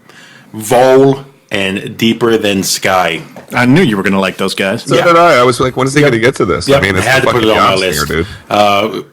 Guy from Yob, Hammers of Misfortune. Take a bunch of their bands' styles respectively, kind of mix them together, and that's what you get here. So it's got that punk sensibility to it too, Will, by the way. Okay. That guitar player also used to be in Slaufeg before Hammers of Misfortune. I actually have the album because, again, Metal Chris gave it to me. Just haven't gave it a ton of listening. He'll literally just put a thumb drive in my computer. He'll stop by the brewery, put a thumb drive in my computer, and just give me like 30 albums. I'm like, when am I going to have time to listen to 30 albums? You going to do a podcast with him next? Maybe I'll make a beer for him. yeah. Yep. Where are we, 21? 21. 20, yeah, we're 21. My number 21 is one that I've been hearing about all year, and I've been like blowing it off, but I finally gave it a listen. This is Dead to a Dying World and Litany. And I got to say, I was really fucking impressed by this album. I thought it was, Dead to a Dying World, that's like a metalcore kind of fucking name. Totally. And so I was like, yeah, whatever. But it's like Death Doom with I don't know, a little something else in there, and it's just it's pretty interesting. So there you go, number 20. All right, another holdover from the mid-year, Alkaloid, the Malkuth Grimoire. Wow. Yeah, I like that. I went back and listened to it again after a few months, and I heard a few things I didn't hear the first time that I liked. Excellent. So cool. I had a realization last night at dinner with George that album, in talking to you and Jay, that this album was a 2015 release. I could have sworn for 2014. Well, it came out so early. Yeah. I think. It came out like March or February or something. Yeah, I think it may have even been earlier than that, maybe January even. It could have been. Yeah, it could have been. All right, Will, number 20. Number 20, Cow Decapitation, the Anthropocene Extinction. Fuck Nice. yes. However you pronounce that. Buke, pronounce that for me. I think you got it right, brother. Yeah. It's a great record, dude. Definitely a great Yeah, record. it's good. I should. It probably could have been higher on my list had I listened to it more. But Fair enough. Jay. Number 20, holdover from my mid-year list. Really like these guys a lot. Looking forward to their future albums. Ereb, Altor, Natram. Not unexpected. I Yeah, knew that was good going to be record. on there somewhere. Yeah, we knew it was coming. They did. You knew that was coming. I like that. Yeah. Yeah, I really, that record has been a pretty regular play with me this year. Excellent. All right, Buke. Number 20, the album that can shake my fucking house. There's a holdover from my mid-year list. Crank up the vinyl, turn up the Martin Logan's, Monolord Veneer. Just a crushing. That was Crushing. Somebody else mentioned that already. Who was it? It was honorable it mention was by honorable Will. mention. Oh, it was And- the Will's honorable Yeah, mention. Okay. I just like the last album they did better. And I think John and I talked about this before. The vocals are a little Buried. Buried. Yeah. But the instrumental was really pretty cool. It is. Slick look on vinyl too, like emerald jade color. That's really nice. My number 20, Void of Sleep and New World Order. Kind of, I don't even really know how to describe these guys. I think like Black Sabbath pops into my mind because they're kind of doomy. They've got like clean vocals. but I'm just sort of at a loss to describe them more. Doesn't Black Sabbath have a song, While Asleep? Yes, they do. And Into the Void. Yeah. So there you go. Yeah, Void of Sleep. Yeah. Shall we stop at 20 and refill? Refill. When did you guys want to do our surprise? Let's do it after we refill. Yep. We'll be back, and we have a surprise for George. We're going to refill. I'm scared. Well, if you hear... We all have party pants on. Magic metal. I just bend over, rip. All right, we are back, and we have another beer in front of us. What do we got here now? Zombie Dust from, yet again, Three Floyds. Yeah. It's their... I guess this is their flagship, isn't it? Or one of them? One of them, yeah. One of them. What's great is this, it's considered a pale ale, but it's really an IPA, and it won, I think, a gold medal in the pale ale category at the Great American Beer Fest one year because it's pretty much an IPA. Pretty much. But give kudos to John for bringing this back, and the bottling date was just like 2 weeks ago, so pretty fresh Zombie Dust. So cheers, gentlemen. And it is awesome. I'm pouring. You guys drink up. Okay, thank you. Thank you very much. All right, so apparently there's something going on that I don't know about that is about to be revealed to me. So This is a surprise for Jay, too. Well, Can't wait. it will be a surprise to Jay because he doesn't know about it.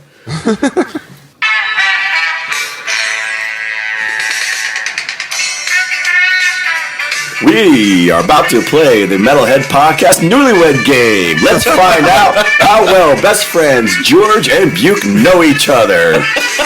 John and I have designed some questions for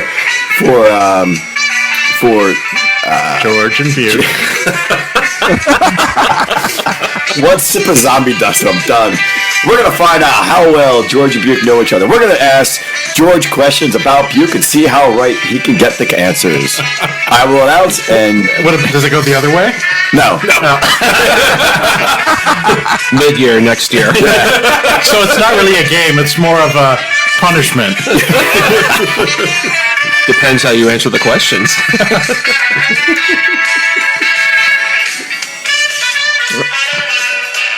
All right. Before we even get started, George, let me just say 7 inches. Folded in half. That's a lot of pulling going on there to get that. All right, hit me. All right. Question number 1. What was Buke's first metal album? Pantera, Reinventing the Steel. That is correct. Yes! Good job! Good job, George! Question number 2. What is Buke's most hated metal band? God, he hates so many. I'm going to guess, without giving it too much thought, I'm going to say Deaf Heaven. That is not correct. Oh, well, I don't know. I mean, you got to give me multiple choice here because there are so many. It's just like, Or a couple of guesses because there's Motorhead. He doesn't like Motorhead. Most hated metal band. Most hated. Mayhem. I don't know. That is not correct. So many. What is it? Well, it's I didn't know how to spell it. Meshuggah. Meshuggah, really? No, Tell him. This is what I wanted to bring up. I didn't know how to spell it. Oh my God! We should see this thing. Meshuggah. Yeah, that's Meshuggah. I'm gonna cry. I can't even look at my photo. It's like Missy Husuga. Missy Usuka. So, before we continue here, I want to ask, how many questions are there? It's a couple. And what do I win if I get... Our love and affection. All right, what's next? Question number 3. What was Buke's first vinyl purchase? I was there, Yes. I know what it is. but you got like a couple things that day, didn't you? I got it. But we set I got out it. to get one. Oh, okay. No helping. Oh, no help. Well, then that would have been Opeth Watershed. Yeah. Damn it. I thought it was Deep I shouldn't Purple. have said anything. Hey! I shouldn't have said anything, but yes. What? You had to give me something because Skip the question. you got more than one. Yeah, you skipped the Skip question. the question. Above it. Oh, sorry. That's okay. This wouldn't be a list with Buke if we didn't skip a question and come back. Question number 3/4. What is Buke's favorite album of all time? Oh, I know what it is. Damn, I'm nailing these. Not a metal album, strictly speaking. Hey, no help. Sorry, bro. Is it Rainbow? Not correct. No. I know I'm going to know this, but I give up. All right, well, let me take a stab at it. Okay. Alice in Chains. Oh, right. Unplugged. Yes. Ah, Yep. That is the correct answer. I knew I knew that. Judges. All right, question number 5. What is Buke's favorite food? Pork chops. That's just because we talked the other day. That is correct. Yay. What is question number 6? What is Buke's favorite movie? I sure as hell hope it's Star Wars. Yep. Correct. Yeah. I put 2 on here in case you said Gladiator also. Do you like gladiator movies? Yeah. You ever see a grown man naked? You ever seen a gladiator naked? You ever been to a Turkish prison? That's what I'll let you know. We're already counting on you. Question number 7. What is Buke's middle name? Wow. Buke. We wanted to rephrase it. What's Buke's real name? Can I say your real name? Yeah. Yes. Good job. Do you pronounce it? Yes, that's how I it's thought I pronounced. always said. I thought it was. No. Me too. Say That's your what I middle name. Give me an initial. No. There's no help. No, I no don't, because I've probably heard it. Yeah, too bad. You lose. Okay. I'll give you an initial. Q. I don't know if that's it, but I mean, that's an initial. Both of those are incorrect. Core time. The answer is I was thinking Andrew for some reason. Question number 8. What is Buke's birthday? January. I'm going to be off by a day. I want to say 11th, but I think it's the 10th. you were correct in both answers. Man. By being off a day and getting the day. Man, that's awesome. And what year?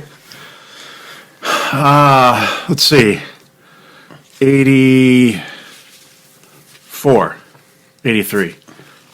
83 is correct. Yeah. Man. I told him last night I had already seen Black Sabbath, Sammy Hagar, Def Leppard. Yeah. I was a big fan of Pyromania that year. So now that we have your middle name, your full name, and your birthday, somebody can go out there and just steal your credit card. Yeah. And your Yeah, What next is Buke's question is what's social his security social, number? right? yeah. What is Buke's social security number? Question number 9. What is Buke's favorite beer style? Stout. Correct. Yeah. Penultimate question. You mean you couldn't come with 10? You had to do 11? Because this one goes to 11? Let's go to 11. What's the last book? What is the last book Buke read? Wait. You could See probably Dick change run. it to what is the only book Buke has read. Whatever he What is read the to his last book daughter Buke last. attempted to read. Those are both incorrect. I don't know. The correct answer is Buke has never finished a book. Trick question. That's it. Now this last one, I didn't know how to answer it properly because I had a blank in my head when trying to think of the word that's commonly You had used. the visual, but you Yes, didn't. I had the visual, but not the slang. Question 11. What is Buke's favorite sexual position? Whatever he can get. I'm going to say my answer because I'm a fucking idiot. I'm going to take the effort. I said, girl in front, ass up. What the? Ass up, face down. Yeah, or toggy. That's its popular. That was going to be my guess. I'm an idiot. I'm a fucking idiot. And that's the... I literally had to call him as we were coming down here. Like, what does this mean? Yeah, Like, I had a blank. is this I had a reverse fucking- cowgirl? Is Yeah, that, like- I had a blank, okay? All right. Back to our list. That was- Good job. You did good, George. Yeah, I saw that. That was fun. That wasn't too painful. You were a little nervous. Well, I was like, how deep are you going to go that I'm not going to know, you know? So at least I'm not completely oblivious. All right. So we did 20 before we left off. Let's get back with number 19. Number 19, this is one of the bands I kind of lost touch with over the last couple of years, and they kind of came back semi-strong, and I think they'll be going in the right direction. And that's My Dying Bride, Feel the Misery. I was very disappointed that I realized this morning that was not on my list. Up, drink. They're not there yet. but I think they're going in the direction I want them to go again. Oh yeah, it's definitely a good album. Yes, I like it. Will, number 19. Battlecross, Rise to Power. Oh yeah. There we go. Just great band. I'm actually kind of friends with them now. They always stop by whatever brewery I'm working at. Whenever they come there, they always stop by. I have to thank Matt from Yesterday's Saints, who they always crashed at his house, including this last time. And yeah, we hung out at the brewery just after the day after they played with Guar. Hung out with them and great time. Just the most down to earth, good guys, and the music is awesome. Love them. You know, it's cool that, you know, okay, so our lists don't necessarily agree, but that allows us to get coverage for things that we like that weren't able to make our list. Like, you know, the Battlecross. That's a great album. It's not on my list. I'm happy that it's getting some exposure because it's on yours. Yeah, it's great. Jay. All right, my number 19, mildly controversial album with some people, but I think at least a couple of us here on the pod agree it's pretty good. Mercure M. Yeah, baby, definitely. I'm not gonna say much else about it. Female black metal, vocals recorded in the crypt. Can't be much cooler than that. Exactly. Jay, did you ever notice that you always say, I'm not gonna say anything more about it, and then you always have like 3 sentences after that? I'm not going to say anything more about it except for this and this and this. That's good. Yeah, nice. Buke. This is an album I look forward to before it was announced, and when we finally got it, I was really excited. It gave me a touch of Judas Priest, a little touch of 3 Inches of Blood. This is Ram and Subversum. I thought that might be on your list. It's good. They're good. Yeah. Okay. My number 19, Shining with 9, Everyone, Everything, Everywhere Ends. These are guys that, I don't know, they call them suicide metal. And they're Swedish, not to be confused with the Norwegian Shining, as I was confusing them up until recently. And yeah, it's a pretty cool, slightly avant-garde black metal album. I think there's only 1 or 2 more black metal albums on my list. Maybe 2. I'm thinking 2, depending on how one's classified. Do I have more than you, this list? Maybe. That would be a shock. That would be very shocking. We are about, well, I don't know. Some of these, it's like Black Death. I'm not really sure where it goes, but so all right, 18. All right, heard these guys from our friend Dan up in Winnipeg. Immortal Bird, Empress, Abscess. I like it. Yeah, good stuff. Are you upset that you didn't get the cat sticker? Yeah, he's so bothered by that. I'm not gonna lie, I was rubbed the wrong way. Yep. I had to provide the cat. I remember that. Yeah. Was it Dan? Dan's the one. Dan, and I hope you're listening at some point. We have no idea how to pronounce your last name, but I'm assuming it's Klaginger or This something. was his call. Yeah. My number 18, Torch, Restarter. Great. Cool. Wow, that is not one I would expect from you. Me either, but I make a lot of lists. Okay, it's not one that I would expect from you again. You know what it was? I kind of liked it. It wasn't that. I shouldn't say. I liked him. Wasn't super into him, and then I saw him play live. Kind of like kind of skepticism for you guys. Like seeing him play live was like, wow, like this is amazing, amazing, huge. But when you see them play live and they do that thing with the bomb string, which I remember watching it, that they basically just loosen up their top E string to or D string, whatever, I forget it. E. Yeah, E. To the point that is literally just slack sitting there, and then they play it. And I was sitting there watching them do this. I was like, what in the wow world of sports is it going on here? And then I found out it's a thing they call it the bomb string. And when you see them play live, one of the absolute best live performances I've ever seen in my life. Amazing. Yeah, listening to that album, they're one of those bands that I stop and ask myself, is it okay for me to like these guys? Because they're kind of cool, but they're kind of commercial, and yeah, it's like weird poppy, it's like but fuzzy pop. Yeah, but it's a lot of times brutal at the same time. Yeah, very it's weird. Like I feel the exact same way, but unabashed, love it. Yeah, they're great. Right on, Jay. I hadn't heard this at mid-year, much to, I think, George and Will's annoyance, but it did creep into my list. Took me a few listens. High on Fire, Luminiferous. Nice. Yeah, I don't think it's quite as good as maybe the last 3, but it's still great. I mean, there's nothing wrong with it. Just the aliens and stuff, you know. Well, yeah. I mean, Buke's dropped them. They've dropped him like a stone. Yeah, After the whole fucking weirdo Matt Pike stuff, I'm done with them. Matt Pike for president. hey, I don't care if he thinks weird stuff as long as he doesn't do stupid weird shit. Number 18, as if death came back again. My shirt is ruined forever in guar blood, but it's hanging on my wall proudly. Gruesome Savage Land. Great album. Yep. Good stuff. It's an exact clone of death. Yep. All in a good way. Yes. It's good stuff. My number 18, Tribulation, The Children of the Night. We've already talked about that, so let's move on.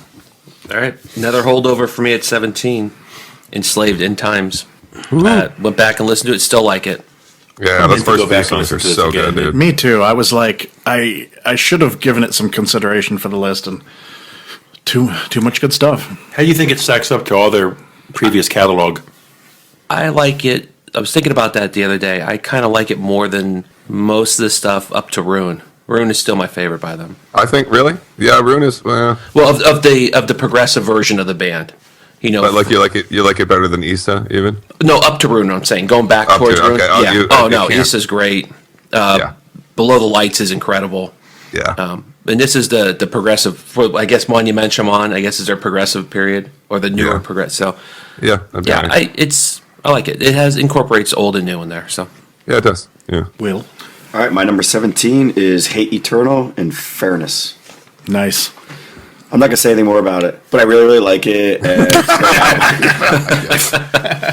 If you're just hearing this band for the first time, I don't know how, but if you want to hear death metal, fucking Rutan. yes, the man of death metal himself, give them a listen. Rutan. Okay. Jay. Mine's been covered already, but we want to say it's probably one of the best produced underground metal albums of the year. One of these. We live in a weird age, dude. If this was like, a few years ago before the internet, I think a lot more people would know about Alkaloid, the Malkuth Grimoire. So that's my number 17. nice. Right on. Nice. A little Doom here, finally making it on my list. This is Behold the Monolith, Architects of the Void. Really? Wow. I didn't know you liked that. Mm-hmm. Yeah, it's kind of a cool album. I like the new singer better than the old singer, even though, unfortunately, he is dead. But, yeah. Yeah, good stuff. My number 17, Sludge. Dim and Slime-Ridden Kingdoms. I'm actually surprised that this is this far down on my list. I think it kind of fell, kind of got pushed and shoved back in line, but fucking killer album. So good. Number 16, John. 16.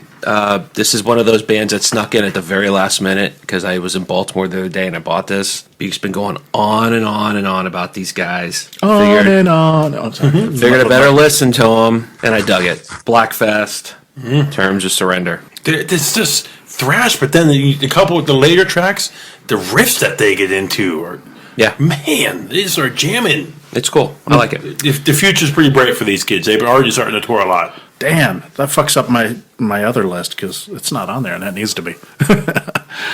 Well, somebody's getting dropped. my number 16, Ex Genesis, Apothic Veil. We talked about it already. It's great. Yeah. Jay. All right. Mine, almost not a metal band, but I love these guys, and they're doing cool work right now. Monster Magnet, Cobras and Fire, which is a reimagining of their album from 2012, I think it was, called Mastermind. But it's really good. Great record. Good stuff. Good one to drive to. Hell yeah. As I do my number 16, this album, I first listened to it, I didn't like it as much, but as the year went on, I kind of rode it like a wave, love, hate, love. I'm out the love wave right now. This is Barren Earth on Lonely Towers. Yeah, I like the album a lot. Yeah. It fell off my list, but I love it. It's right up our alley Yeah. with what, you and I really listen to, John. Cool. My number 16 is Urdrager and With Hunger Undying. Has anybody else listened to this? Yeah, I did. Almost made my list, George, but just not quite. No. I think it had a possibility to make my list if I had more time because I literally just got it. It just came out a couple weeks ago. Yeah, I saw it 2 weeks ago, and I liked it because we were texting back and forth how much I liked it. I was thanking you. Yeah. It's only 16 on my list, but it's one of those things that I'm digging a lot right now. So, all right, 15. 15. Another holdover from last time. It's already been brought up. Sorcerer in the Shadow of the Inverted Cross. Nice. Nice. My number 15's also been brought up. With the Dead. With the Dead. Yeah. It's a cool album. Yeah. All right, mine was also brought up as a honorable mention by Buke, Mutoid Man, Bleeder. It's a lot of fun. This record's like 30 minutes long, and it's just killer. One of the better shows I saw this year. You got to see him, Jay? I did. They were fucking great. Well, these guys saw him too. You saw him too. Yeah, no, I know. Well, that's what I was going to say is... I saw him about a week after you did, and they remembered you guys. Okay.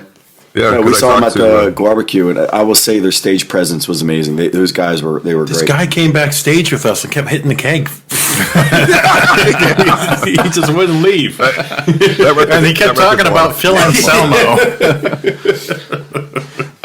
My number 15, this easily could have been 1 or 2 for me because I listened to it a lot. Entrails, Obliteration. Just classic that's pretty Swedish good, death yeah. metal sound. Excellent. You have a lot of Swedish death metal in here. Yeah. That's right. Yeah. It's my, Yeah. that's your my wheelhouse. style. That's Buke's my top wheelhouse. 25 Swedish death metal bands. Yeah. And that has, one of my favorite songs of the year, Epitome of Death. Epitome of Death. Yeah. Yeah. That joke's getting a little monotony.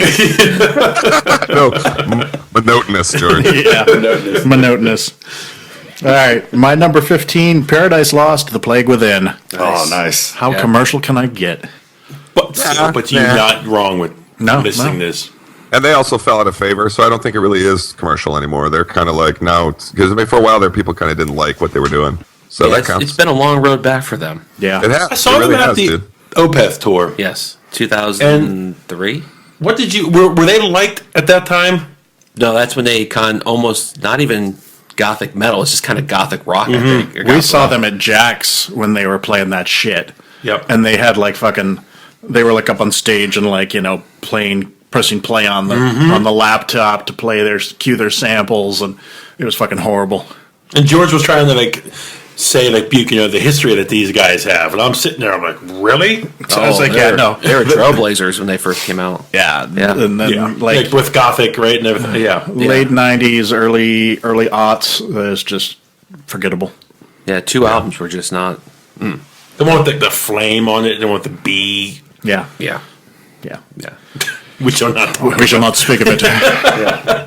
All right, number 14. 14, another holdover for me, but dropped pretty far. It's Leprous, The Congregation. That was my number 2, I think, in the mid-year. Still like it, but How the Mighty Have Fallen.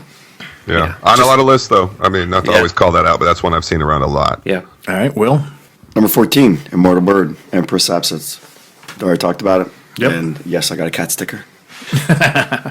Making the rounds. That's on a few lists. Yeah, sorry, the whole cat thing is when you order the CD from Bandcamp from Immortal Bird, that Ray will literally just handwrite you a note. She didn't write me a note when I She ordered wrote the me a vinyl. note when I ordered her a shirt, and I mentioned we talked about her on the podcast with Joel.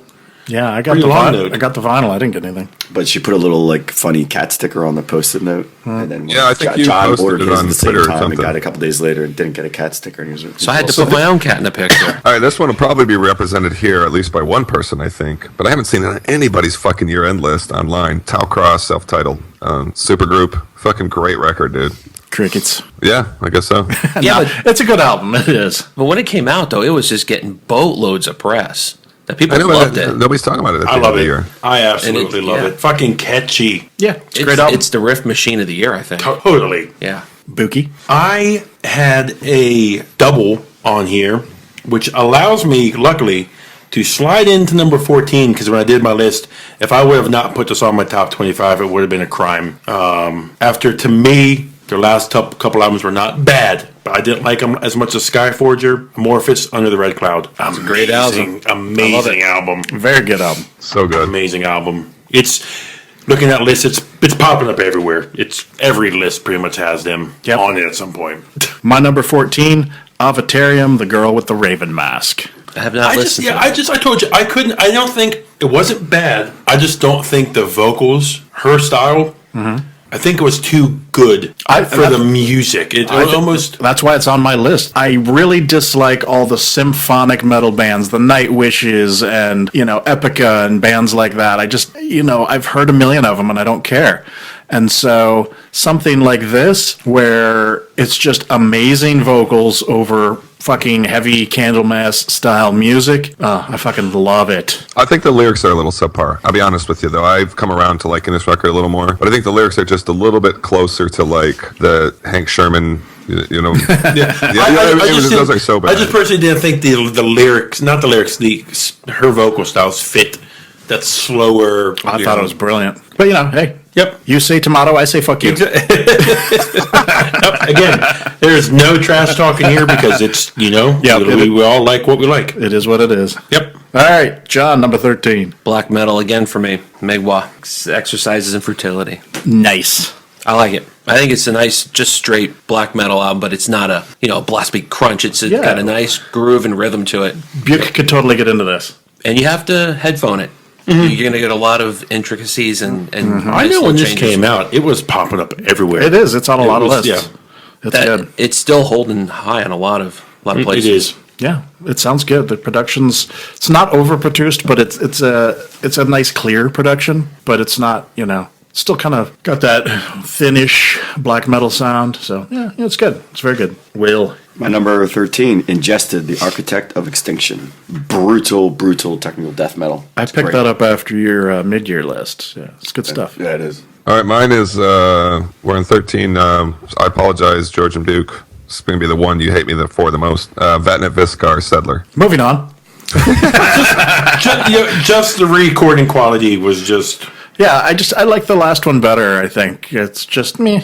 Didn't do it for me, but Boy, that last track on there, the whole record's good, but the last track is just triumphant, man. But yeah, they're a real divisive band. Yeah, cool. Buke? I think if we were to assign points to each time it appears on the list, this may be the album of the pod, Alkaloid. Malkuth Grimoire. Yep. Malkuth Grimoire. How many is that, 3 now or 4? I think that was 3. 3? That was me, I can assure John, you and it's not on my list. Okay. Right. Well, Quitter. yep. Isn't that like some of that avant-garde weirdness? No. It's technical death metal. It's the drummer and the guitar player from Obscura and the singer from Dark Fortress. Mm-hmm. Did you see the new Obscura video, John? Not yet, no. That was the one album I thought, I agreed, I thought it was going to be on every list. All right, I'll check so it. did I. Alkaloid, I'll have to check it out. Oh, yeah. It's going to be on everybody's. Fucking awesome. All right, my number 13. Surprised us down this far, but Ahab, the Boats of the Glencarrig. Sweet. Yep. That got a lot of play at the brewery. Good. Yeah, it's a great record, man. That's Buke's favorite What genre, with all right? those Black Sea witches and Exactly. waves and oceans and... Yeah. If you haven't caught on at our brewery, the owner was a Coast Guard guy, and so all our beer names have to be nautically themed or named. Fair Winds. Fair Winds Brewing Company. May always have fair winds and following seas, a quote from Moby Dick. So, so we play a lot of nautically themed metal as well. Just sit right back and you'll hear a tale. Tale of a fateful trip. Nice. That was pretty good, George. That's really good. Starting from this tropic port aboard this tiny ship. I'm getting turned on right now. Man, George. Next year, Metalheads podcast band featuring George on vocals and Jay on everything else. All right. 12. 12. We've said it already a couple times. Tribulation. Children of the Night. Children I'm not going to say any more about it. But, okay. And look, he didn't. Yeah, maybe I will.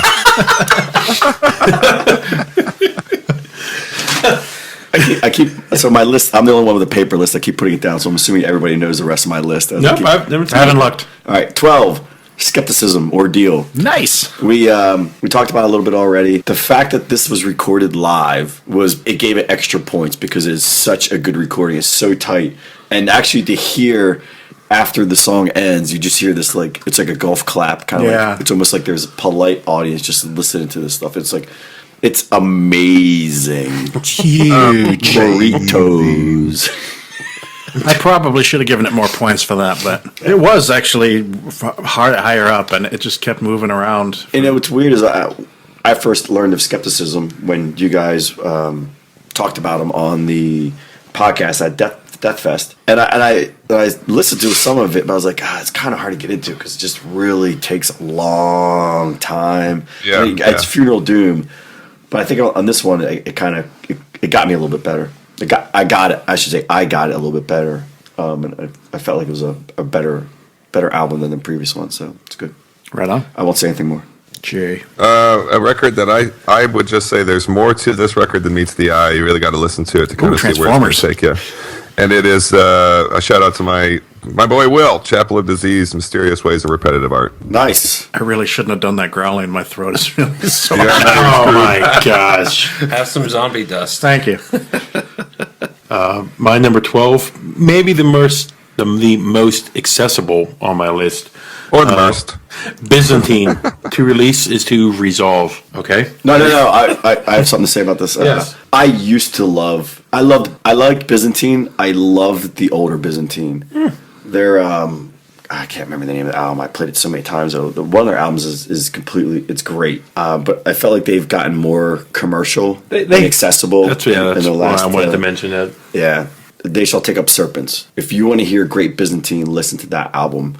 It's really great. But the latest couple has just been sort of like previous. Well, they broke up and then I guess they got back together. I guess they got back together for this album. But the previous album, Oblivion, they kind of got a little bit more commercial there. And then this album was like a lot more clean singing, and the cleaner singing is more clean. I guess if that makes any sense whatsoever. Yeah. Clean. Yeah. I guess that's me. I'm probably going to butcher their name, but Mephorash, I don't know how to say it. Their album's called 1557 Rites of Nullification. This is my, third to last black metal album. I keep seeing other ones on there, but yeah. Fiend from that Demons Be Scribbling actually mentioned this one, and I fucking loved it. And it's really cool because it's not only black metal, but it's got this huge epic like orchestral thing going on in the background that, with like bells and chimes and like choirs and stuff, and it's really impressive. So hey Jay, I got a question for you. Would you classify Chapel of Disease or for anybody, Chapel of Disease or Immortal Bird as black metal? Not Chapel of Disease, definitely not. I would call Chapel of Disease. To me, they remind me of like '80s death metal with a weird mix of Leonard Skinner jamminess. You know what I mean? As weird as that sounds, they use older school riffs, but I would call Immortal Bird black metal. I'd call it like Black Crust. Yeah, I was just wondering if I had any black metal on mine, and they're the two that kind of stuck out as possibles. Okay, number 11. Until I get the Mayhem at number 1. Oh, you got that too?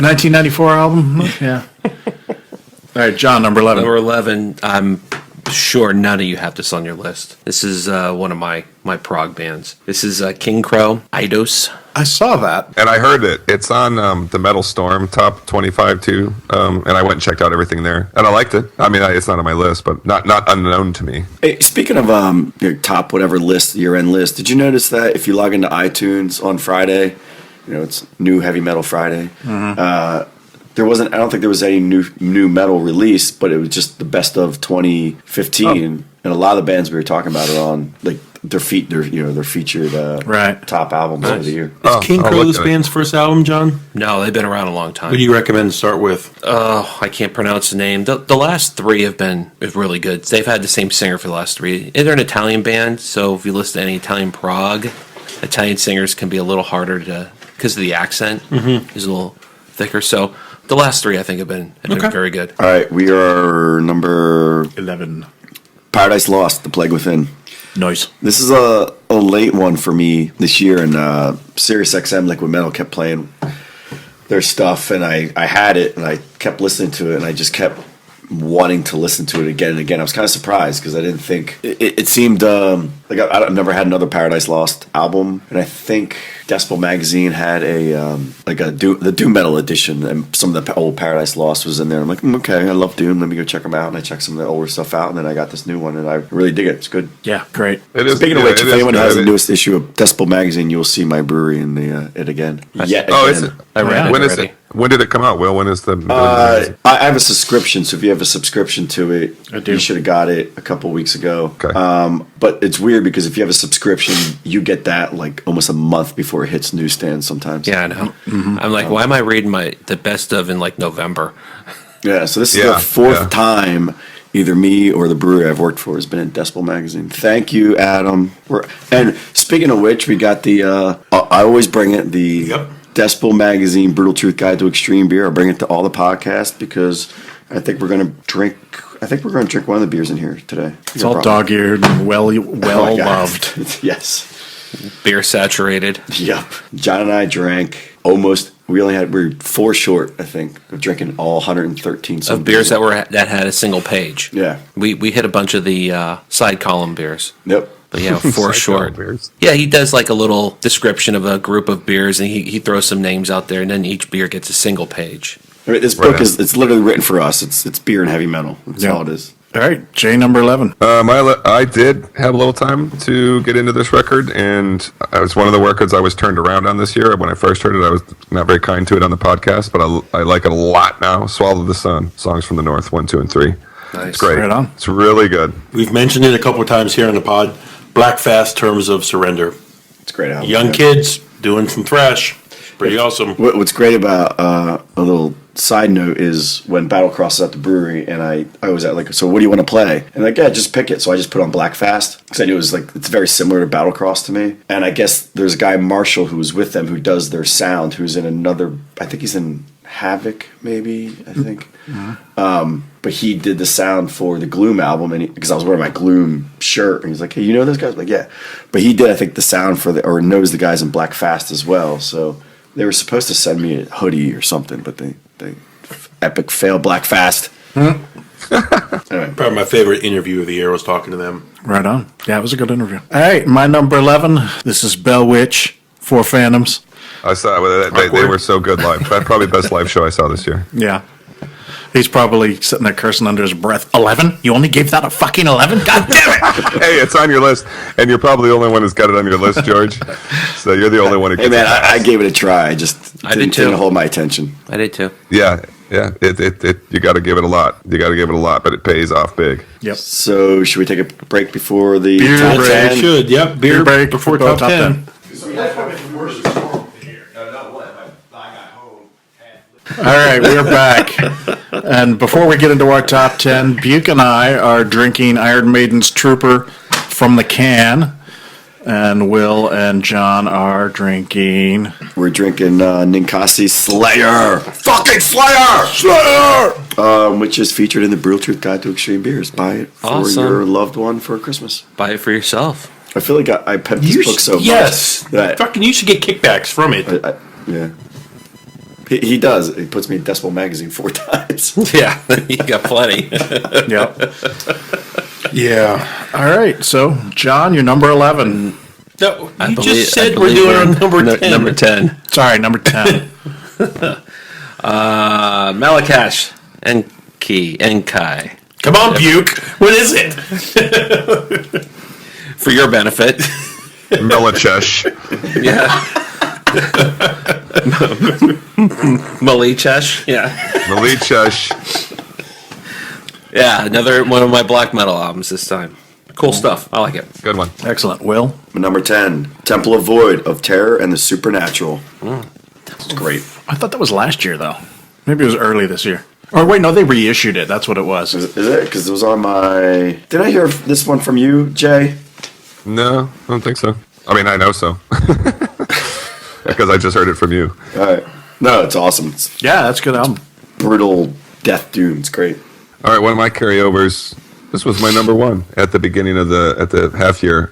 Sulfur Eon, Gateway to the Antisphere, which I just want to show you. Also gets my vote. There's for that fucking packaging again. It's fucking amazing, dude. Look at this fucking record. Look at this gatefold shit Oh, here. that's bad. Wow. Can you Very keep it well. there for the rest of the pod? Yeah, every Yeah, time. I'd rather look at that than you. Jay's always looking for an excuse to flash his package. Yeah, you're always showing that package again and again. Came with a poster. Came with a book. Cool shit. And it's a great record. Will, were you the one that had that on there? Who had it on there? I mentioned it as one of my honorable mentions. One of your honorable mentions. Yeah. Yeah, I Good like death it's a good metal. album. Good death metal record. You may hear it again. There you go. And it's also everything themed in the world of Lovecraft. Yeah. Buke. My number 10 is a band I already mentioned earlier. No, it's not. This is a band that I went back and forth on this album a lot, but I really just get to the point because nobody cares. Between the Buried and Me, Coma, Ecliptic. Did put it up there. Yeah. Okay. It was just an album that you and I were excited for, and then I will say this: it's staying power because it was a little over the map. Yeah. All right. My number 10, Amorphous Under the Red Cloud. An album which needs no further introduction. Not at all. All right. Have we come up with? Is there an album that's been on everyone's list already? Only 3 of them so far. 3's the max. Yep, 3 so far. Alkaloid is was the one. Alkaloid's it. There'll be another one on the list here soon. Yeah, no, there's a few coming up. Trust me. There's another one coming up. Number 9. Number 9. Number 9. My favorite tech death band, and these guys are badass. I just finding them for the first time, so I'm a little disappointed that I missed them.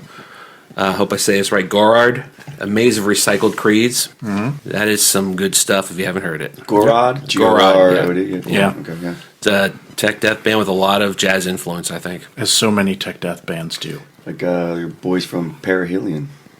That's right. Yeah, those guys. All right, my number 9, High on Fire, Luminiferous. Number 9. Number 9. Number 9. My number 9. My favorite debut of the year. Cretus Dux Mia Lux. I knew that was going to be on I'm there. surprised it hit number 9 on your list, Jay. I thought it would have been higher for you. It's if it had been a longer record, I think it would. I'm really excited to see what these guys do when they make a full record, because I don't think there's a minute on this record that I don't like. Yeah, you were high on this right from the second you heard it. That's a great EP. It's really good, and they've got this kind of weird ghost thing going on too. So we'll see what happens with these guys. It's a good record. Yeah, I heard somebody described it as Ghost, but better. Like it's what Ghost should sound like, or something like that. Yeah, I think that's a reasonable description. It was already mentioned my favorite vinyl play of the year, Elder Lore. Cool. Yep. That's a pretty looking vinyl too, Buke. I don't have the vinyl that looked like I got mine from our friend One Neutrino. From, I'm going to get the shop wrong, Apocalypse or Armageddon up in the Boston area. Yeah, it's one of those. They actually do their own releases with these bands. Like they're released through the store. It had its own kind of exclusive packaging. Oh, cool. Pretty cool. Sweet. My number 9. I know this is going to be on a couple other lists, but it's going to be a bit closer to the end. This is Will to Run, Sleep at the Edge of the Earth. Never heard of them. Never heard of them? You should check them out. What are they like? They're kind of like shit with stuff. And yeah, You know, for you, John and Buke, a buddy of mine who's a loyal listener, he sent us his list of and that was his number 1 record of the year. Just so you know, and you totally heard about that from you. That's the kind of worldwide influence you're having now. Of course, he's in Texas. Shaping lists. Shaping young minds. You're shaping around the lists. world. Yeah. I hope we're not shaping young minds because their whole grammar and We're warping minds. Yeah. Speaking of shaping minds, what I hate about, I should say hate, what annoys me about this own podcast I'm a part of, and I am guilty, like, totally guilty, is I can't listen to this with the kids in the car because there's too much swearing. Fuck. Sometimes I put the audio like all the way in the front left, like so it's the only speaker is a driver's speaker. I haven't played this for my dad, and he goes, "Do you guys need to curse so much?" Yes. Dad, you were a cop. What are you doing? You curse all the time. Dog nabbit. Okay, number 8. This is a holdover, and I know this will be on nobody's list, and I'm doubting anyone listening to this, but I am a big fan of these guys. Instrumental prog jazz metal band called Morgable from France. Tea Time for Punks. Okay, Yeah, that was on your mid-year, right? It was on my mid-year. it was. I'm a big fan of Good memory. I've been a fan of these guys for 15 years. Can you spell the band name? Morglbl. Morgable. All right, so my number 8, Sulfur Aeon, Gateway to the Antisphere. My boy Will. These guys, I actually had to look it up because these guys sound a lot like God Dethroned. And I actually had to look it up to see it was like former members of God Dethroned. And I don't think it is. Mm-hmm. But they sound a lot God Dethroned, who does like a lot of World War I theme albums and stuff from the Netherlands. But, Good stuff though, man. yeah, it's great. I love it. All right. Jay, number 8. Been spoken about. We're getting some doubles now. Enslaved in Times. Nice. Nice. I thought that was a great record. I mean, I'm probably going to be the only one with this on my list for number 8. But I mentioned them, my first album on what we're listening to on the podcast on episode 1, Savior's Palace of Vision. I just finally got that. Oh, dude, that's a fucking really good You record. want to hear a group of guys that should have been one of fucking my, riff? no, I just that I was going to be an honorable mention for me at least. I really like that record, dude. Good call. Love these guys. And they're on tour right now. My number 8. This is an album that was on my mid-year list, and I'd really hoped that this would be able to climb its way up to number 1 because I really dig these guys. I fucking love all the guys in this band. They are fucking killer, whether I knew them or not. Unfortunately, there's just so much good stuff, but at least they cracked the top 10. This is Yesterday's Saints and Generation of Vipers. Well done. I figured it was going to be there somewhere. Yeah, I really was like, yeah, I think they were like number 4 on my mid-year. They were my number 1. Yes, I remember that. Jay, have you heard these guys yet? I have. I like it, dude. I like it. I don't like it as much as you two like it, in all honesty. But I mean, I think it's a good record. To me, they have just a little Nevermore flavor to them, which I like. Mm-hmm. I love, as a matter of fact. It's good stuff, dude. They're talented dudes. Yeah. Number 7. Number 7, Draconian Sovereign. Yes. Yes. Yeah. Yes. Think of Doom, a little gothic Doom. Yeah, she sounds like the singer from Within Temptation a little Yes. bit, that Sharon Denadel. So. Yes. Where are they from? They are, I believe, Swedish. Well, if Buke likes them, they're Swedish. You know, one thing I was thinking about is what we should have done. I actually did think about this ahead of time and just never got around to doing it myself, let alone asking you guys to do it. But we should, and we do it a lot, but with every band that we're mentioning, put the where they're from, like what country, and tabulate like all from around. Oh, you got it. Done. Already did it. Let's see which is the most metal country. Yeah, kind of like what. Yeah. You know. Yeah, that's a good idea. Well, we're done with that. They are Swedish. Yeah, when we're done, I'll let you know what my list says. Yes. All right, number 7, Nile. What should not be on Earth? Surprised, again, I'm surprised that was so high for you. Thought it would have been lower. United States. Like higher. I thought it would have been, sorry. I thought it would have been higher up, Yeah. not where it ended up. Yeah. Are you traditionally a Nile fan, Will? Yeah, absolutely. We haven't had that talk yet. We will sometime. Yeah. We'll have the talk. We sort of did, but it was after the barbecue, and I don't really. Okay. That's right. We won't mention that again. All right, my number 7. I got to thank George for this one. It was widely visible, but George kind of pushed me onto it somehow. Arcturian. Yeah. Yeah, I love everything about it, including the weird vocal style. That record's a lot of fun. Wait, what number was that? We're on 7. This, I'm telling you right now, boys, 1 through 7 was a fucking battle. Yeah, cage match. This was when it really got down and dirty for me. This album, I could not stop playing enough, and I want to fucking play it right now. Black Tongue, The Unconquerable Dark. Deathcore. Okay, it is. George, people were like, yeah, whatever, deathcore. Yeah. Just I didn't shoot him down. I didn't say it was metalcore. That's just what it is. No, but that's the rough equivalent of this. This is That's the like best metalcore that fucking. It's not a compliment, I don't think. Yeah. I didn't mean it that way. No. You're a big jerk. I know. I didn't mean it that way. God damn it, George. Disappointment in his eyes. How can you do that to him? All I want is just. A little tenderness. Sorry, sweetie. My number 7, High on Fire, Luminiferous. Wow. Nice. So that's 3 lists. Yep. And George is a convert to High on Fire, so it's nice to know he charted so high with them. I mean, not a convert, but I mean, this is like one of the first records I'm aware of you really being into. No, I feel like I think Snakes for the Divine was the first one where I was really like, okay, I get this. I think that was the best one they ever did. It's Yeah. great.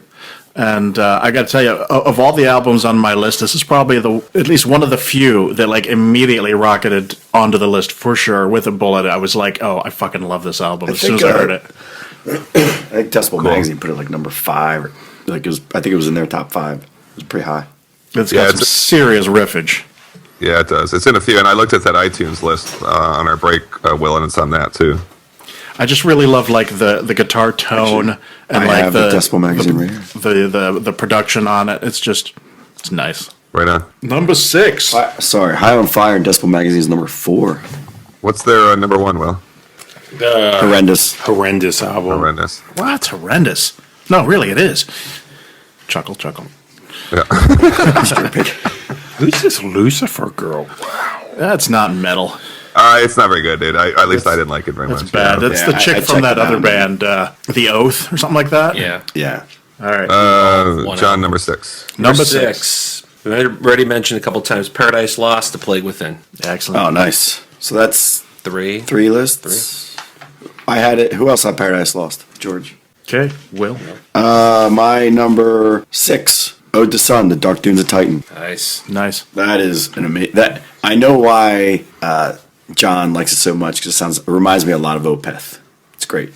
Say it again. Ode to Sun. It's Odeton, like Ode to the Sun, but without the. On the last episode, I completely fucked up the pronunciation on this. I think I called them Odetto Sun. So, because it's all one word. But yeah, that's a good album. Have you not heard that, Buke? I have not. Oh, it's awesome. You will love it. I guarantee it.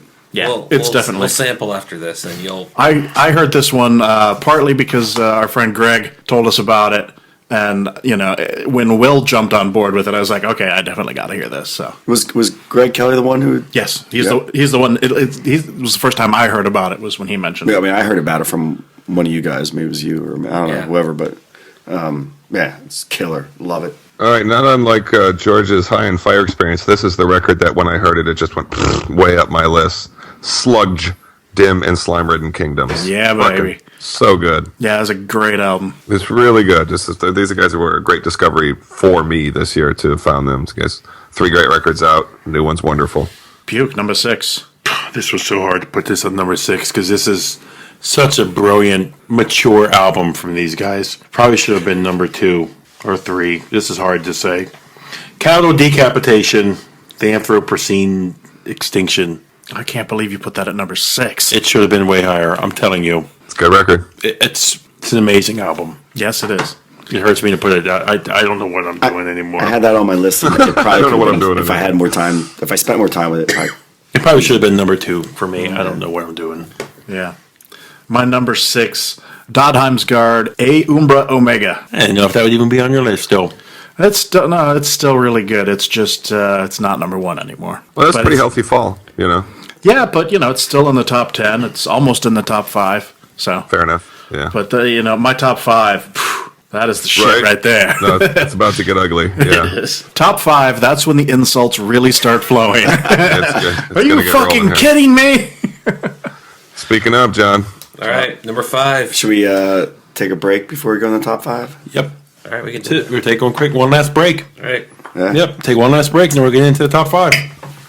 We got more beer to drink. Yeah, Buke, I'm surprised you have not listened to that album yet. I will say, you guys were instantly blowing up, raving about it. All right, we are back to do our top 5. But before we get into that, we are drinking what? Amber Smashed Face. But the official Cannibal Corpse beer brewed by Three Floyds. Three Floyds again. Another Three Floyds. You gotta love them. You see a theme here. If you want a metal beer, Three Floyds is the pretty much people who make them. And Surly. So the last beer we're going to have today is actually a Surly brew. Nice. Is that the 1349? Yes, indeed. Oh, yeah, I forgot about that. All right. Okay, well, let's get into our top 5 so we can... So we'll just clarify it.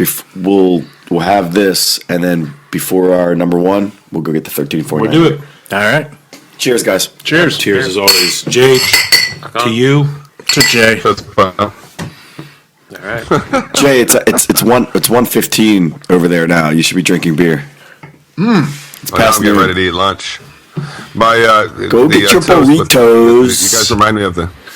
You remind me of the Frank Sinatra toast, which is "Here's to Epps and friends. Fuck them." I think the joke is if you're not here.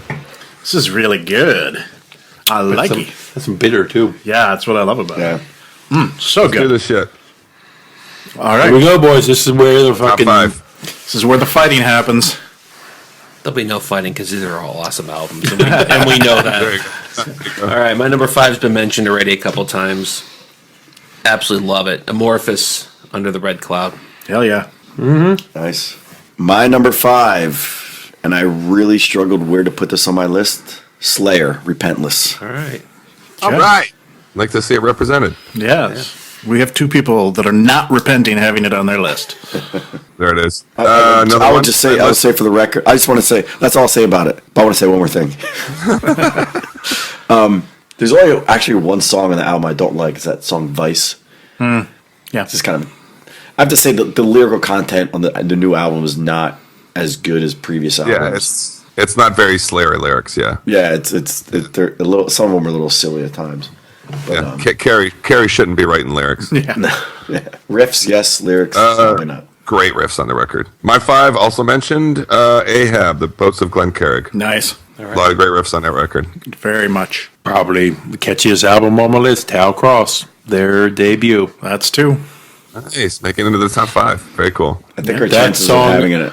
Lazarus, could listen to that on killer repeat. riffs. Mm-hmm. Yeah, killer riffs. I don't think there's really much of a chance of at this point of one album being on everyone's list. I thought Ode to Sun had a good shot. Not having. I don't know. I think we're close. I think there might be one. I don't think so. My number 5, Cattle Decapitation, the Anthropocene Extinction. There you go.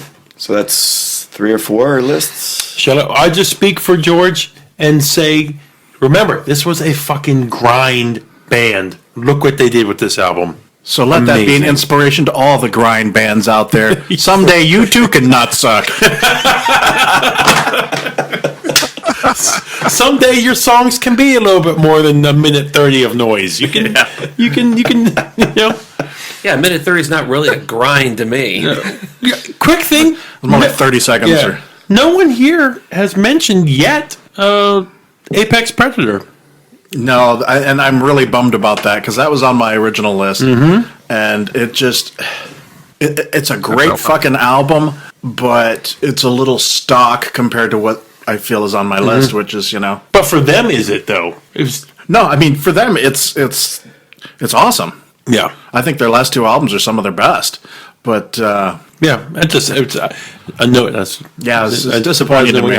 I don't really think. I mean, they're I don't know what to call them anymore. It's certainly better than grind, even though I know they're like the progenitors of grind, but Godfathers. with Scum. But yeah, anyway, number 4. Number 4, we mentioned a couple of people mentioned the side band. This is I don't know if it's the full band, but it's one of the guys.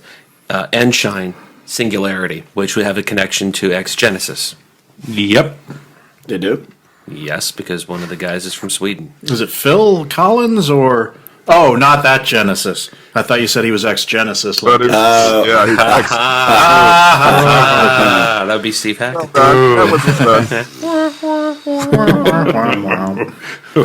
Falling flat on my face. Yeah, the lamest joke of the day. That was painful. But it was engineered to be lame, so it actually succeeded in that. Yeah, mission accomplished. All right, my number 4, Gruesome Savage Land.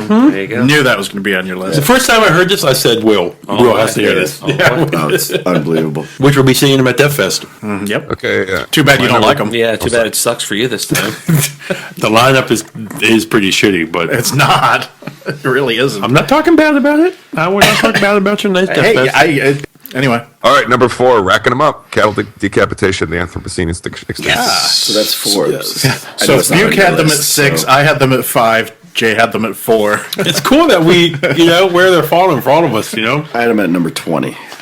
Yeah. What the hell, John? We could have had it. We could have had the podcast album. The Metal Trick. Yep. Still is the podcast album. 4 out of 5 ain't 4 bad. out of 5 is not bad. 4 out of 5 metal fans like it. I just haven't heard it, that's all. Number 4, right? Yeah. Yeah, 4. By me? Yeah, because wait. Oh, he didn't say anything.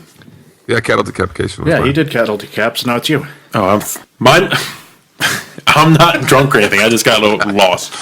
My number 4, this album is what I've been looking for in power metal since I got into Dream Evil and those bands. It's a little cheesy. The lyrics, I don't know if they're trying to be serious or not. I don't think a lot of power metal is sometimes. Glory Hammer, Space 1992. Wow. Well, I can't give you too much shit. I like them, but It is just a caricature of a caricature. It is. It really is. It is. And I can't wait to see them at Prog Power. Yep. It is. Just like super cheeseball power. Lead singer of Ailstorm. Oh my, what? Really? Chainmail. Yep. But you know what though? The thing is, what have I said on the podcast before? That's the dream. That's the power metal that I like. The Dream Evil, chasing the dragon, the all that stuff. That's what I like. Well, they're in space for this album. I'm not kidding. They're defending Scotland from space. Yeah. I told John last night, and I didn't neglected to tell you, I picked up a power metal band you ought to check out. They're called Judicator. Okay. I have said it here in the pod before that I have been looking to get back into power metal. There hasn't been anything really in years. Oh, they're write it down. Everyone loves them right now. Like I was saying about power metal. You remember a couple episodes ago I mentioned that power metal seems to have shifted to a lot of like your Sabaton and stuff like that. I like power metal for its cheesiness. Because it's fun. It's what I've always liked about it.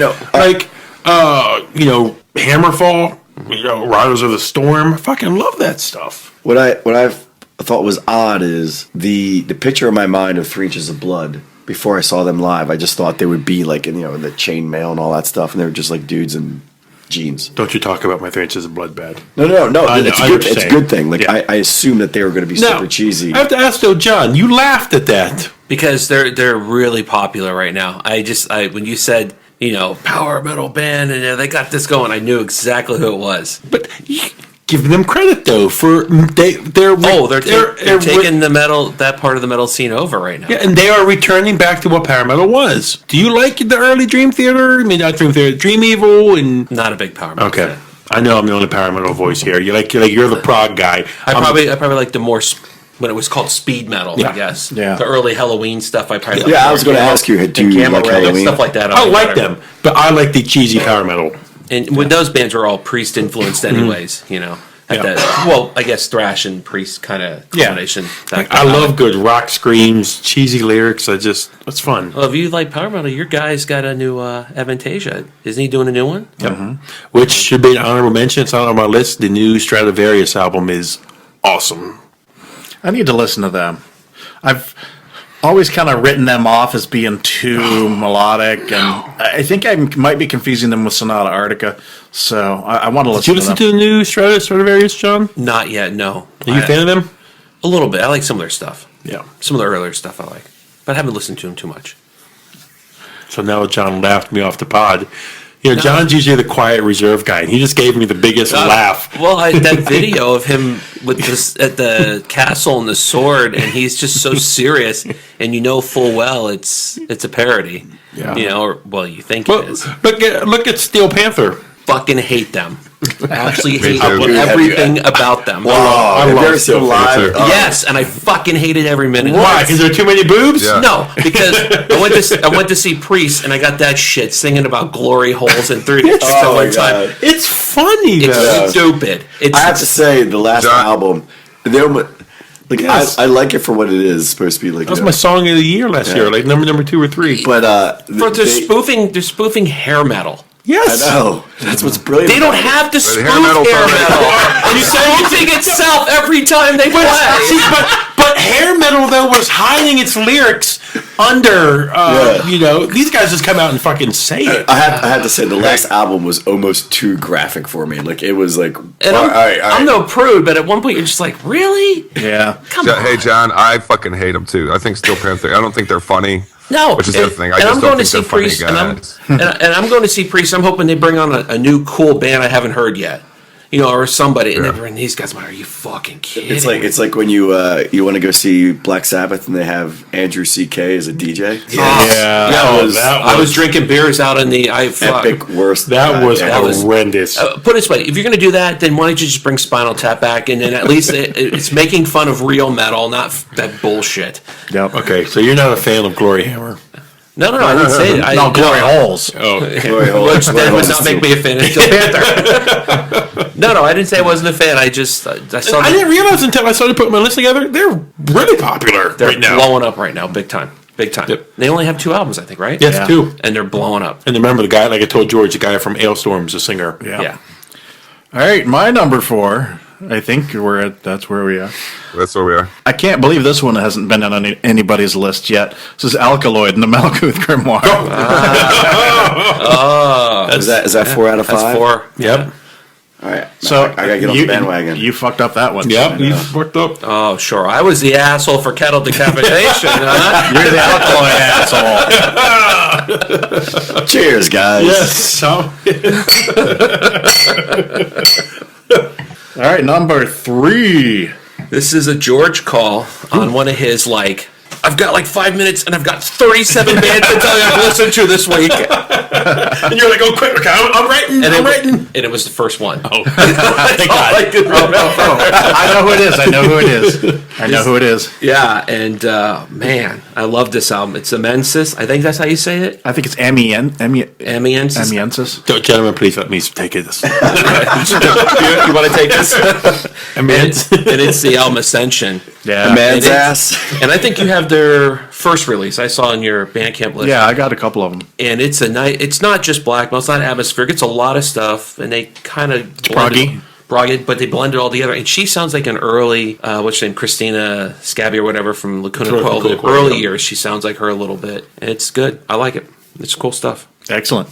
My number 3, King Giant, Black Ocean Waves. Yeah. I was waiting for that. That's a good album. I like it. I I listened to it. It's a good album. Yeah, it is. I love those guys. Yeah, they're great guys. Very. Did they ever tell why they thought the Kickstarter failed? For the vinyl? For the vinyl, yeah. Not enough people. Yeah, that's usually the reason they fail. Not enough people. It was a several Not enough thousand dollars. donations. I understand that, but you look, they had success on every other one. I don't know. I was was too bummed. much I really money. wanted that beer colored. Yeah, I know. That's what George and I both locked in on. Yeah. It was a couple $1,000s. That's why. It's hard to do that. Jay, have you ever heard these guys? Let's say again. Have you ever heard King Giant? Yeah, and I checked them out because of I think you will, and I like that record. I think it's great. Yeah, it's great. I bought in on the failed crowdfunding thing too. After George told me about it. So the reason why I failed All right, my is number 'cause 3. I didn't Yeah. contribute anything because I don't have a record player. Yeah. There you go. My number 3. A lot of people don't know these guys, but the people who do are really freaked out on them, like me. Van den Plas, Chronicle of the Immortals, Part 2. And I think Andy, who's first, I forget his last name, I think it is one of the most musical voices in metal. And they just write these big, dramatic, sweeping tunes. Kind of proggy, but not so that it's annoying. Just great stuff. Well, and it really is well-deserving. They would be musical because they actually do that also, along with the metal. I think they're all been involved in Jesus Christ Superstar. But they do it, and I hate Andrew Lloyd Webber, but they do they do without the level of implied cheese that could be there. Right. Their lyrics are so much better than the average. Hey, at least you didn't get laughed at for saying this one. What's that? I said, at least you didn't get laughed at for saying this one. Yeah, no. John knows and respects them, I think. But Was it better to be laughed at or just be stared at? Yes. I've had about 6 stare downs already. So you just take your little laughing sorry sack. I want to take the laugh over the silence and then the okay. Jay, you know the beauty of that band is that it's the same 5 guys from the very beginning. yeah, and they carry on, and they make these sounds like world-class it, sounding too. records. You know they're not making any fucking money, but they make great sounding records. I like the album. I just haven't had enough time to listen to it, but it's good. I would say this one or Christo, if you would listen to either of those two. But anyway, I love those guys, and I'm really pleased. As George could tell you, at first I was like, eh. Yeah. And then like the second listen, I was like, cool. And then the next listen, I was like, holy fucking shit, this is good. So they're growers. Yeah, it's definitely been growing on you. I really need to give it a listen. It deserves it to be right where it is on my list. Okay. Oh, awesome. Buke, number 3. My number 3, I'm going to be on my own here. In Twilight's Embrace, The Grim Muse. Really? Oh. Mm-hmm. Yeah, it's a good album. I didn't laugh at you either. I know you didn't. No, that's the one that was on my You guys list. look at me like I just said, yeah, I just found out I have something. And you No, guys are well, like, oh. that was one of what I was listening to. That's the one that's got the guy from At the Gates singing Yep. on a couple of the songs. Yep. Yeah, I thought that was a great album. Yeah, I got it from my buddy George. Hey. And my number 3. Dum-da-da-da-dum. This was my number 1 album for a little while, but my number 1 and my number 2 knocked it out. So this is Mirkur and M. Nice. Yeah, I love this album. I listened to the first couple tracks. They called me, but Yes. But then it really it didn't maintain after the first couple tracks. The first song, I'm guilty of this myself. If you only listen to the first song, you think you know what the album's like. And after the first song, it really changes a lot, or at least it has a lot more variety. And I fucking love her clean vocals, honestly. Probably my least favorite thing is her harsh vocals. But the album overall is just so different than...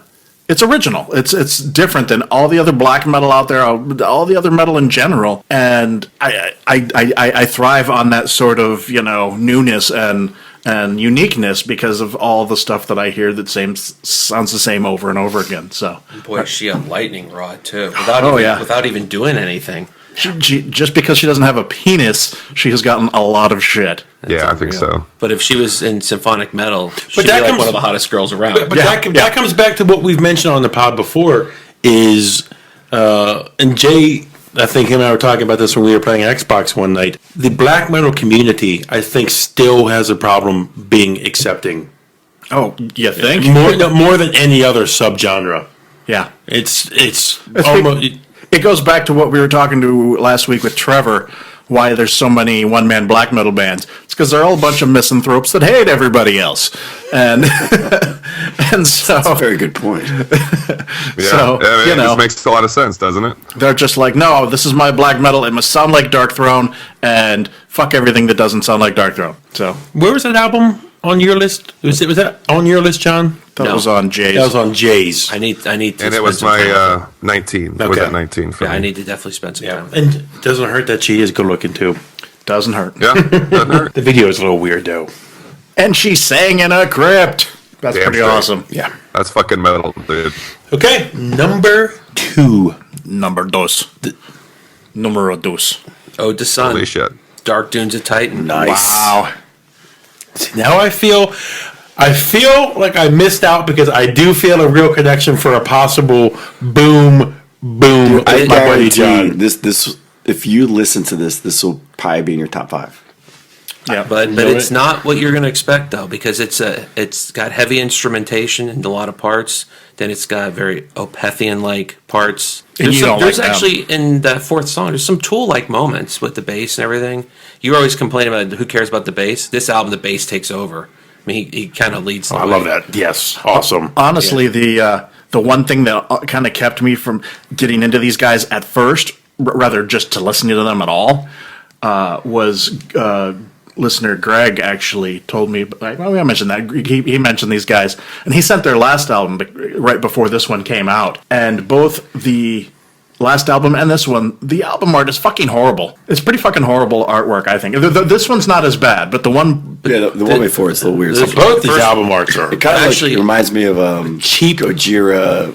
I haven't noticed that. It just looks like It kind looks of like George. Think of George's musical talents applied to artwork. applied to artwork. Yeah. It's like somebody finger painting something. Well, it's like so much of the stuff on Bandcamp, like Buke is so fond of saying, that it's got some really like kind of... Well, this is apparently some famous painter did the second one. That's funny. What? Well, if you consider what it's based on that book, the novel by Ben Bova, then it makes a little more sense. I was telling you yesterday, I fucking hate the first album cover. I can't say it. The second one is like, whatever. Yeah, the second one's not as bad. The first one, I was like, wow, that's I think the cheesy first looking. one makes you not like the second one more. I think is what it is. Oh, it's bad. Yeah, I saw him on Bandcamp. You guys were talking about it earlier. So when I actually listened to the music, I was like, okay, I'll ignore the album cover. Yeah. Yeah. Now I feel like I really missed out. What I've not done yet is get the first album. So we've been talking about the cover art. What's the actual first album? I'll like? show you. Similar? No. Oh, It looks like a Oh, little. it's bad. It looks like a little person. No. Like no. What it the first? I know what it looks like. It looks like a little person. It's like a blue background Yeah. and all that stuff. What's is the actual music on the first? It's a little different. Songs are shorter, but it's similar. It's a lot of instrumentation. Okay. But I think it's a little more aggressive than the second one's. A little more prodding, a little more journey-like. You know, you kind of build up, and there's a lot of ups and downs on the second one. I think. Okay. Buke, don't look at it as you missed out. Look at it as you've got something to discover now. Yeah. Trust me. After this one, you're gonna. Yeah. So Ode to Sun is Yeah, 3 it's- out of 5. 2. Well, And it's on my 3 list out of now. I haven't 5. heard. I've heard it Oh. either. So, Right. Dude, send it to Spotify to me or something, will you? It's on Bandcamp. Send what? Oh, Okay.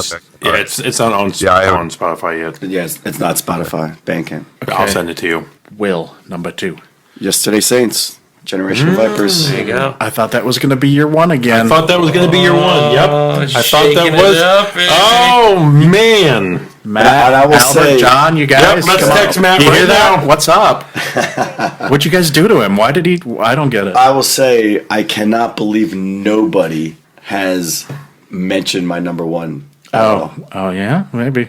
I don't know. I am shocked that out of the other 120, probably 30 with all the mentioned albums, my number one has not been mentioned once. All right, well, Might have been mentioned in vain. well, I'm hoping it's my number 2, but we'll see. Jay. This has probably my favorite song of the year on it. It's called "The Skull." Amorphous, Under the Red Cloud. Jesus Christ, that's a good record. Easy number 2. Yep, easy. There's no question. You fought for number 1 really hard. So has anybody not put that on? Who has? No, you didn't? Okay. No. All right. We're always one short. Buke, number 2. Draconian Sovereign. Nice. So that's 3 out of 5? Yep. It's a good album. I think it's where I'm at right now. What I like to listen to. I always have a weak spot for female vocals. All right. And it kind of fits. All right, my number 2. Iron Maiden, The Book of Souls. Wow, there it is. Way up I there. didn't hope. I hope it wouldn't make anybody's lists. George, that is not my number 1. Yes. There you go. I didn't think it would be, but I was hoping. You would hope I just have a complete flip flop. Well, I was trying to think of like anything else that really had not Remember been when we mentioned. picked them up for barbecue? Remember? Oh yeah, that's right. You were ragging on it. Dude. No, And fucking, what's funny is now that I listened to the rest of the album, Speed of Light is one of the better songs. And I don't like that song. it was a great fucking album. I'm sorry. That is. I haven't listened to it since the day I bought it. Boring. I love it. It was vying for number 1, obviously. So. I love that. Sticking by your fucking John and I guns were there, talking about George. this in the car ride up here, where it's like literally one of my favorite bands of all time. Yeah. Top five favorite bands of all time. But just because they're one of my favorite bands of all time does not mean it's getting on my list. I don't get why people aren't loving it, but Jay was wondering if it was going to be on my list. There it is, Jay. But Jay, it's not on your list. You love that loved you it, stuck to your right? guns It like would that. not Made be it on so high, Jay's. too. Jay, I thought you loved it. I am not crazy. I'll tell you this. It's not as interesting as all the stuff like that I put on my list. But I think it is definitely one of the best post-2000 records they've made. Yeah. Yeah. But, but I will say this, it's long-winded in places, and there's no question about that. Yeah, definitely. Yeah. Well, at least it's not long-winded, Empire of the Clouds. Just some of the sections just go on too long. So there's no question about that. It needed an editor. Yeah. Excuse But, me. I respect George. I respect you for your decision, though, because... Well- I felt alone on Brave New World at the time, so... Yeah. No, Brave New World's great. Yeah, that's great what- album. yeah, it's a great Especially album, compared yeah. to this. Great album, yeah. Okay, well, we will go fill up, and we'll be back with our number 1. Number 1s. You went to number 2. Who is number 1? I am seriously shocked that not a single fucking person has mentioned what my number 1 All right, so we're about to do our number 1 albums of the year. And I would say George's is a total mystery to me. But what are we drinking? We are I know what it drinking is. 1349 Black Owl by Surly Brewing Company. This is a collaboration brew for the band 1349, and they also brewed this over in I think Norway. Norway, yeah. Yeah, Brewed through at- bones of plague, So this is a- plague victims. This is a black ale with some coffee in it. Cheers. It's really good. Cheers, guys. One more metal beer, and Jay, cheers to you. All right. John, hit us with your number 1. Boy, can't imagine what it is. This is going to be a shocker, and no, it's not Death Heaven. Yeah. World Around, Sleep at the Edge of the Earth, and that's all I'm going to say about it. You know enough. I've written them up. Done. Not a surprise. Not a surprise at all. Was there ever a chance of them? The only other band I do like that Ode to Sun a lot Did Odison even challenge them at all? for about a day. Okay. And you're like, no, you get back down. Then I woke up, I was like, maybe it'll be 2. Yeah. That's a Do you nice think place. it influenced you a little bit because you interviewed the guy? Yeah, and I met him when he was with Immortal Bird. It was a great up in interview, Baltimore? too. Yeah, and he was a real nice guy. I mean, yeah. Because I know that influences me with, like, obviously with some of my number 2 and 3 are local bands and they're friends of mine. And Oh, if he was Dave Mustaine, I would have dropped them off the fucking list in a second. speaking of which, what do you guys think of the new 2 Megadeth songs they released? Meh. Not much. Meh. I like Jay. Meh. It's meh, but I'll say it's better than the last album. It is definitely. It's not bad. It gives me, I want to hear the rest of the album. Hearing it within the context of the rest of the album, it might not be too bad. It certainly not going to be fucking Rust in Peace, but, Right. it might be listenable. It's going to be another 2 good musicians brought in the band that won't be used, like the last few Yeah. albums. Yeah. Sadly. Probably. Chris Broderick in your band. He's just like, well, just kind of strum some notes over here, like Michael J. Yeah. Fox and Did you see Back to the Future. Did you see the thing on Blabbermouth where Mustaine was talking about Scott Weiland? And he was like, yeah, before they were big, I heard these guys and I said, I want to bring them on tour with us, Stone Temple Pilots, that is. Bullshit. And he was all like, yeah, they were playing and their set just wasn't really working. And so I told them, hey, can I give you some pointers? And, move their set list around and this and that. And then they took off. And I told Scott Weiland, I was like, you're going to have a lot of drugs and women and stuff thrown at you. And he's like, stay away from heroin. I should have told him to do more heroin because he did the opposite of what I told him. You know what? I was like, really, Dave? He wanted to have him on tour so Dave could score more heroin. I didn't realize it was all about you, Dave. On the behind the scenes of Megadeth, Dave was saying, like, yeah, I heard that if you want to be famous and become a rock star, you do heroin. So I wanted to be a rock star. So I did heroin. Yeah. What a dick. That's basically literally what the guy from Nirvana did. It was his goal to be hooked on heroin. I think it was. Yeah, I saw some weird documentary. Yeah. I was like, I couldn't even watch the whole thing. I was like, these people are retarded. That's George's number one. Okay, so number one, George, Nevermind. Yeah, never mind. So, Dookie. yeah. Will, number one. Clutch, Psychic Warfare. How is this not on anyone's It's on list? a lot of lists, but I don't view them as metal. Yeah, I don't either. What? Yep. I Not don't view them really. as metal. Not really. I'll back you up. Dude.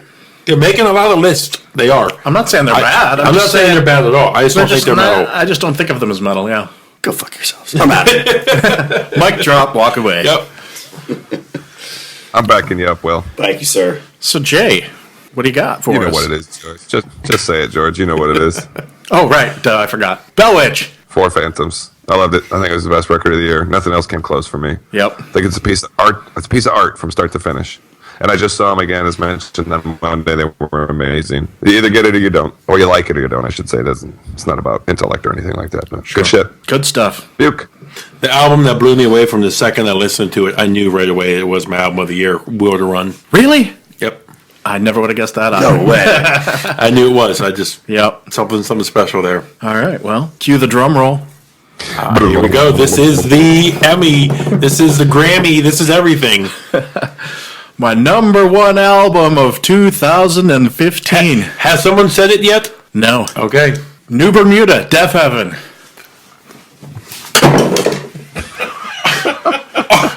Are you serious? I am not. Oh my God. I didn't know if it was going to work. I was waiting. I told everybody but you. I said, this is to fuck with you and Neutrino. Fuck you both. You played that off really good, buddy. That was perfect. I was waiting for that. Oh, man. Okay. My actual number one may not get me much more love, but it certainly is going to get me more than that. My real number one is Swallow the Sun, Songs from the North, 1, 2, and 3. Excellent. Wow. Nice. Yeah. Not only is it fucking amazing. I like that we were talking about that earlier when I got here. You didn't even let on to I anything. did not. I was like, Mom. Wow. Not only is it fucking amazing, but my top 2 albums are 5 albums. between that and Maiden, I get 5 albums for the price of 2. But honestly, the more I listen to this, the more I'm fucking amazed. As I said earlier, I really want things that challenge what I know and things that I've already heard before. And honestly, I can't even think of another band that's done a triple album that wasn't like a live album. In only 3 years. I mean, it hasn't been that long since the last album came out. I mean, Like I don't. maybe 5. I can't name another album that's a triple album of new material. I don't know any. And the fact that each of these albums is broken out into a completely different style. The first album is Death Doom, and as I mentioned on earlier podcasts, when I listened to this album, I wasn't as impressed as I was with the second and third albums. But now I've been listening to it a lot more, and I really dig the first album. Second album's all acoustic, and it's actually probably my third favorite now. It's really cool for what it is. It's ballsy.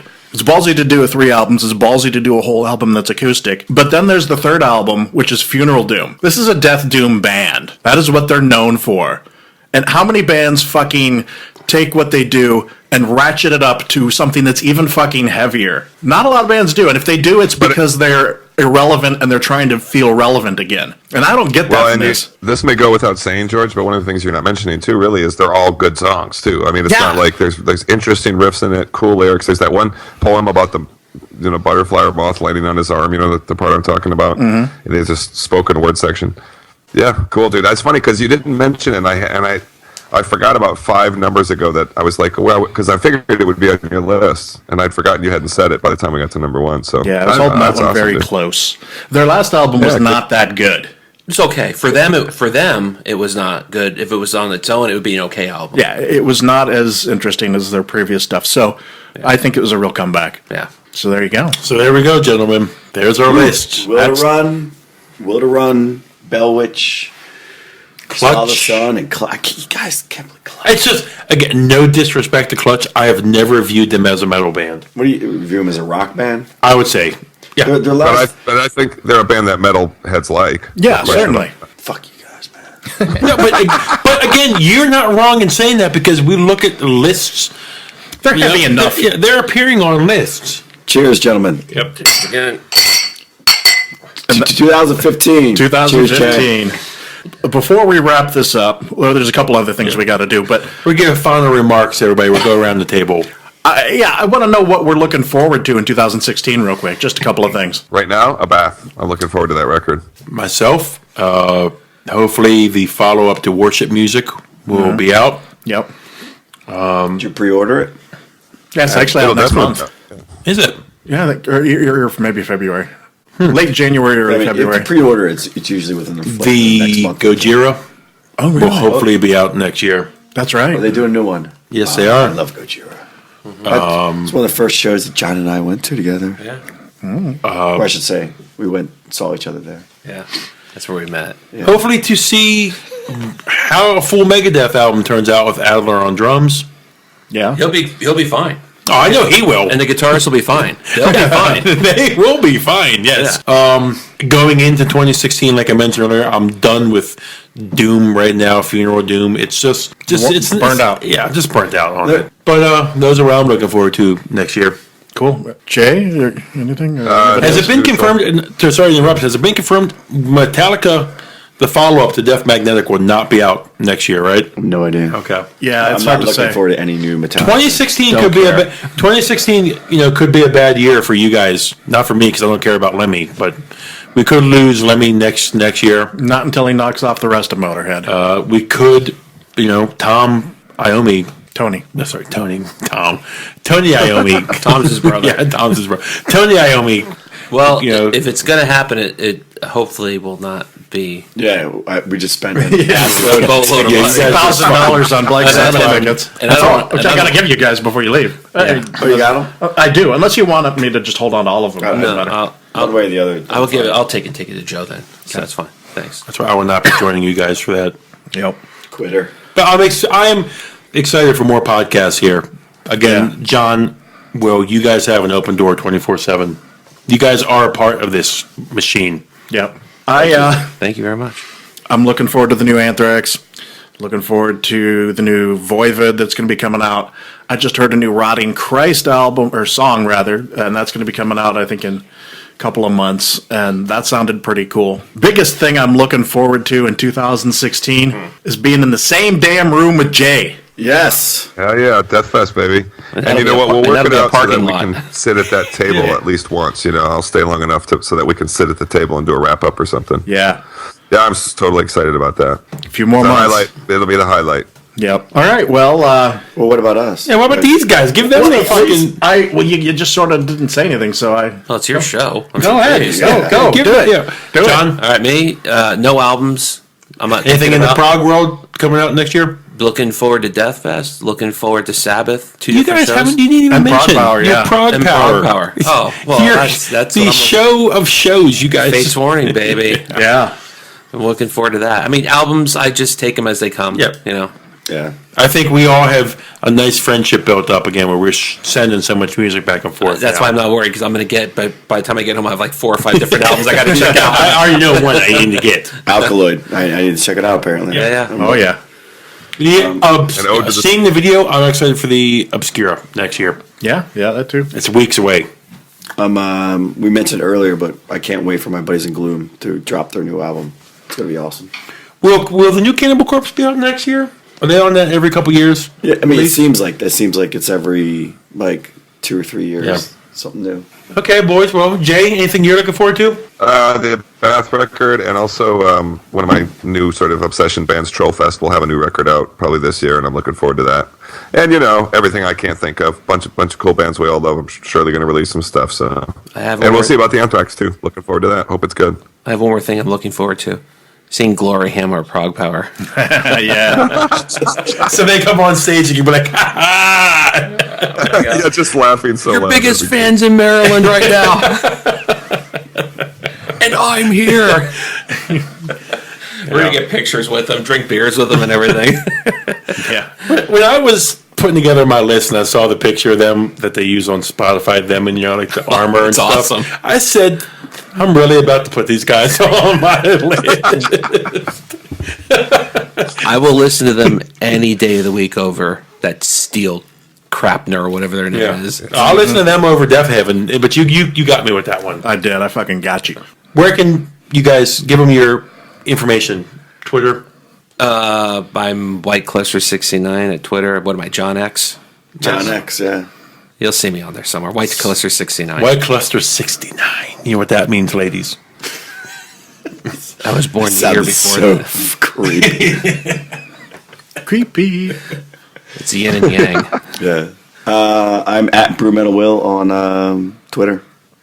You can find me at Disciple OV Metal. I say that. Opeth fan. You can change that and not lose your followers. I'm not changing it though. Don't you dare change it. I am the Opeth fan. One of them. Yep. NJ. One of them, yeah. At Catatonic J. That's right. And you can find us on Facebook. You can find us on Instagram. We're on YouTube. We're on Stitcher. And, of course, we are Metalheads.com. We're about to leave you for the rest of 2015. We will see you again in 2016. But before we go, we are going to play a song for you. This is another song from my friend in Korea, Sung Soo Lee, and his band, HarryBigButton. This is the song Man of Spirit. Enjoy.